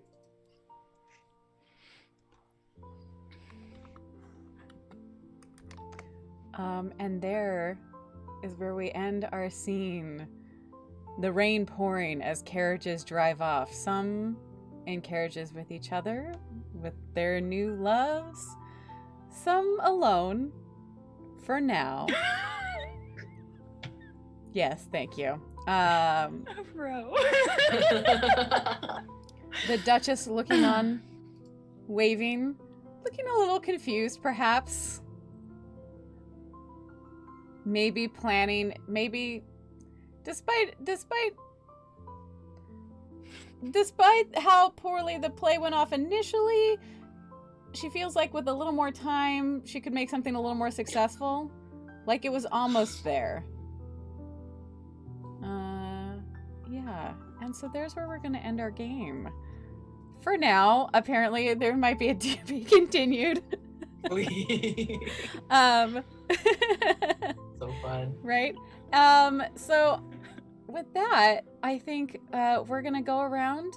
We're going to say who we are, where we can find you, what we're up to, any exciting projects we've got going on. And I would love if y'all would say your favorite, name one moment that was a particular favorite in this afternoon's game. So many. Yeah. Because this was wonderful. And also I also want to say thank you, all of you, to everyone who donated today. It means a whole heck of a lot. We raised $610 for the Innocence Project, which honestly I'm so pleased I got to give away everything that I had to offer, and I had plans for these incentives, and I'm so glad I got to use them because they were great fun. And so thank you all for supporting the Good Society One Shot, and it just is encouraging me to run more of these charity one shots. I think I've been having a great time with them. So yeah, let's start. I'm gonna start with Mel. I'm Hi everybody. Yeah. Thank you. I'm Mel. I use he, they pronouns. You can find me on Twitter at JinnyJinJin. I'm gonna spell it right this time, DJINNYJINNJINN. And also I'm with the Lady Dame on Off the Tables podcast of Black Glass, which episode 3 just came out at midnight today. And you can find that on your favorite podcasting app. And it's so much fun. Awesome. Let's Meg. Okay. I'm Meg. You can find me on Twitter at Morlisair. You can find me here on Twitch at Morlisair. Every other Tuesday, you can find me playing Marcella over on Craftic Studios' Saving Face. You can find me every Friday, starting this Friday, on Slady's ATL playing Tansy in the Hunt for the Heart Shards campaign. And just generally existing in the void, doing fun things like this. Yeah. I'd love nothing than to play a disgruntled person acting poorly. Wonderful. Wait, also, Mel, your favorite part of the game? Oh yes. Oh my gosh. The butt cheeks on the painting and the knowing mother. That was good. There were so many good moments, but that was really funny. Meg, your favorite part of the game? Oh, it was absolutely that poorly acted play. I love nothing better than a poorly acted play. Oh my god, it was so fun to do. Like, I am not that person, but that's just oh god, it was so fun. Kayla. Hi, I'm Kayla. You can find me on Twitter at KMC_. You can also find me on Twitch at KMC, where I do paid streams. You can also find me on Craftic Studios, where I play in our D&D 5e campaign as our half-elf paladin Diana. Coming soon, some redacted things on Elsewhere. Follow my Twitter for more information on that. And my favorite part out of this game was probably the Duchess walking in on Ambrose and Margaret in the paid session. Yeah. All right, Robin. Hello, I'm Robin. You can follow me on Twitter at callmecaulfield. That's where you can get updates about pretty much everything I'm probably doing. Maybe, hopefully. I promise if you see a bunch of sports on my timeline, it's just because I'm angry about my favorite football team all the time. Yes. But more importantly, I do nerd stuff. I am huge in the D&D community. I'm building my own tabletop game system that will come out this year, ? But more importantly, May 31st, 2021, because we set a date, is my D&D podcast, Viturium Awakening. It's really exciting. I've got a lot of really amazing people in that. It's taking place in my homebrew setting of Viturium, where there will be a bunch of other content. You can follow all of my Viturium tabletop D&D content at Viturium on twitter.com. I'm really excited. It's going to be an amazing podcast. You're all going to love it. I have to say I'm very excited, and from like a personal standpoint, I'm very excited for Viturium to come back because I loved it the first time around, and I'm so thrilled about. And also, I'm so thrilled that you're bringing it back. And like I know. Fun fact about that: I am releasing, because I've already kind of written it, a sort of short story closure type thing for that podcast. Mm-hmm. So like that story will get wrapped up. Yay! Not that it's important to this current podcast, but it's world history. Yay! So it's such a cool excited. World. It's so rad. Oh, favorite part of the game. Did you say that? Did I miss that? Oh, no, Yeah, I there you didn't. go. My favorite part of the game, I don't know. I really do feel like it had to have been... It had to have been when Violet was like, well, maybe you're wrong, Mom. That was awesome. I loved it. I couldn't help physically reacting to that. I was ready to just throw my hat. It was great. It was awesome. I love the whole thing. I loved the play. I loved putting Ambrose and Margaret together. Literally, like moment one, derailed everything there. Awesome. In the best way. Yeah. That was a train wreck waiting to happen. That was Mantis's entire game. Mantis was a train wrecking through the entire estate. It was like, okay, we're in a play now. Everyone's got their eyes on me. I'm gonna blow their minds. And I did. It's so good. I guess it leaves me. Hi, everybody. I am Lady Dame. This is my channel. I'm the Lady Dame. Y'all, I know. I had here's the thing. I will say I had a feeling that after I ran this one shot that I was like, oh, these characters are too good and I need to see more of their stories. Yeah, we'll see. I have to graduate from school first. I do have a February one-shot plan, but it's a little bit simpler, but we'll see. Also, my birthday's coming up in April, and who knows what I decide to do in April, because maybe just bring all my favorite things back, because this was incredible. But hey, this is my channel. I'm a variety streamer here on Twitch. You can find me. I have socials and things. I read classic novels. I'm normally a late night streamer. I stream at 9 p.m. Pacific, Saturday through Monday or Tuesday, depending on what I feel like. My February schedule will get posted shortly, but usually I read classic novels. I'm currently in the middle of reading Emma because we're continuing on that from January. It works for February. Why not? I play really cute, chill indie games. I'm going to start... Shoot, I can't remember. I think for February I'm playing visual novels. I have to announce which ones, but that's the plan. I definitely... Hatoful Boyfriend may or may not be included in that one. We'll see. I also stream, and of course, most importantly, I host Smutty Saturdays every Saturday at 9 p.m. Pacific, where we read smutty books. Sometimes they're Tinglers, sometimes they're pulled from the PWP tag from Archive of Our Own. We read different fandoms. Last night was specifically Jane Austen smut, featuring Meg and Nikki from Craftic Studios, and Meg are beautiful, lovely Carolina Dorchester. I've got some really wild stuff planned for February, and I've got such really ridiculous guests. Actually, everybody here, oh, that's right. Actually, both Ro and Mel are coming back in February. They've both guested before, and they're coming back. Kayla is one of my regular co-hosts for that, so it's a good time.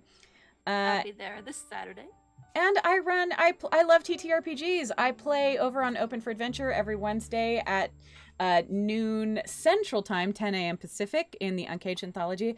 I am also in Of Black Glass with Mel, the actual play podcast of the Watch of Black Glass, which is powered by the Apocalypse System. It's great. We cry a lot. There's, and it's a low fantasy. It's great. Honestly, the third episode just came out. We just actually finished recording the whole dang thing, and there were a lot of tears. There was a lot of crying involved. It was... No. And yeah, and this is a new thing. So I started this in December, running charity one-shots. So keep an eye out. I'll probably have forums out for February's charity one-shot. I like playing systems that are a little different, and I found one that I think would be really fun for February. So that's what we're gonna do. My favorite part, it's hard to really pick one because everybody was so wonderful and amazing, and y'all were like so scandalous and great. I would have to say, I know it was hard, but man, the Lady Sophia and Violet dressing down was so good. That hurt me as a person. I know. It was beautifully done. It moisturized my skin. Yeah. Also, actually, anytime Carolina and Mantis were talking, I was super here for all of it, really. So yeah. It was really good. It was so good. Cleanse my pores. So yeah, I guess I have to figure out how to run more of this game. The steam. Y'all, I don't have time, but I really want to. So we'll figure it out. But anyway, we'll make it work. We'll make it work. I normally don't stream at this time, so I'm like, who's even playing right now? Because I'll set up a raid, but we are gonna go, and I'm gonna let my players take a break because they've been sitting around for because it's. Let's see, who do I know who's streaming? Oh gosh, so many. You know what? Let's send some love. PJ, oh stop. I was gonna say I was like, is Open for Adventure's not up quite yet. They are not. They're taking today off. Oh, they are taking today off. Okay. Mm-hmm. You know what? One of my dear friends, Caitlin, a theaterphile, is streaming some Paper Mario right now, and I feel like we should send her some love. It's a little different, but I think she's wonderful, and I just like sending her love. I never get to raid her, so I would love to do that. So let's do that.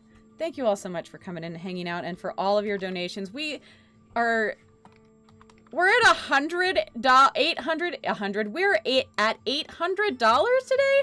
I don't know what to do with that, y'all. I'm so confused. Anyway, thank you so much. We'll see y'all soon. I won't be reading tonight, by the way, because I'm tired.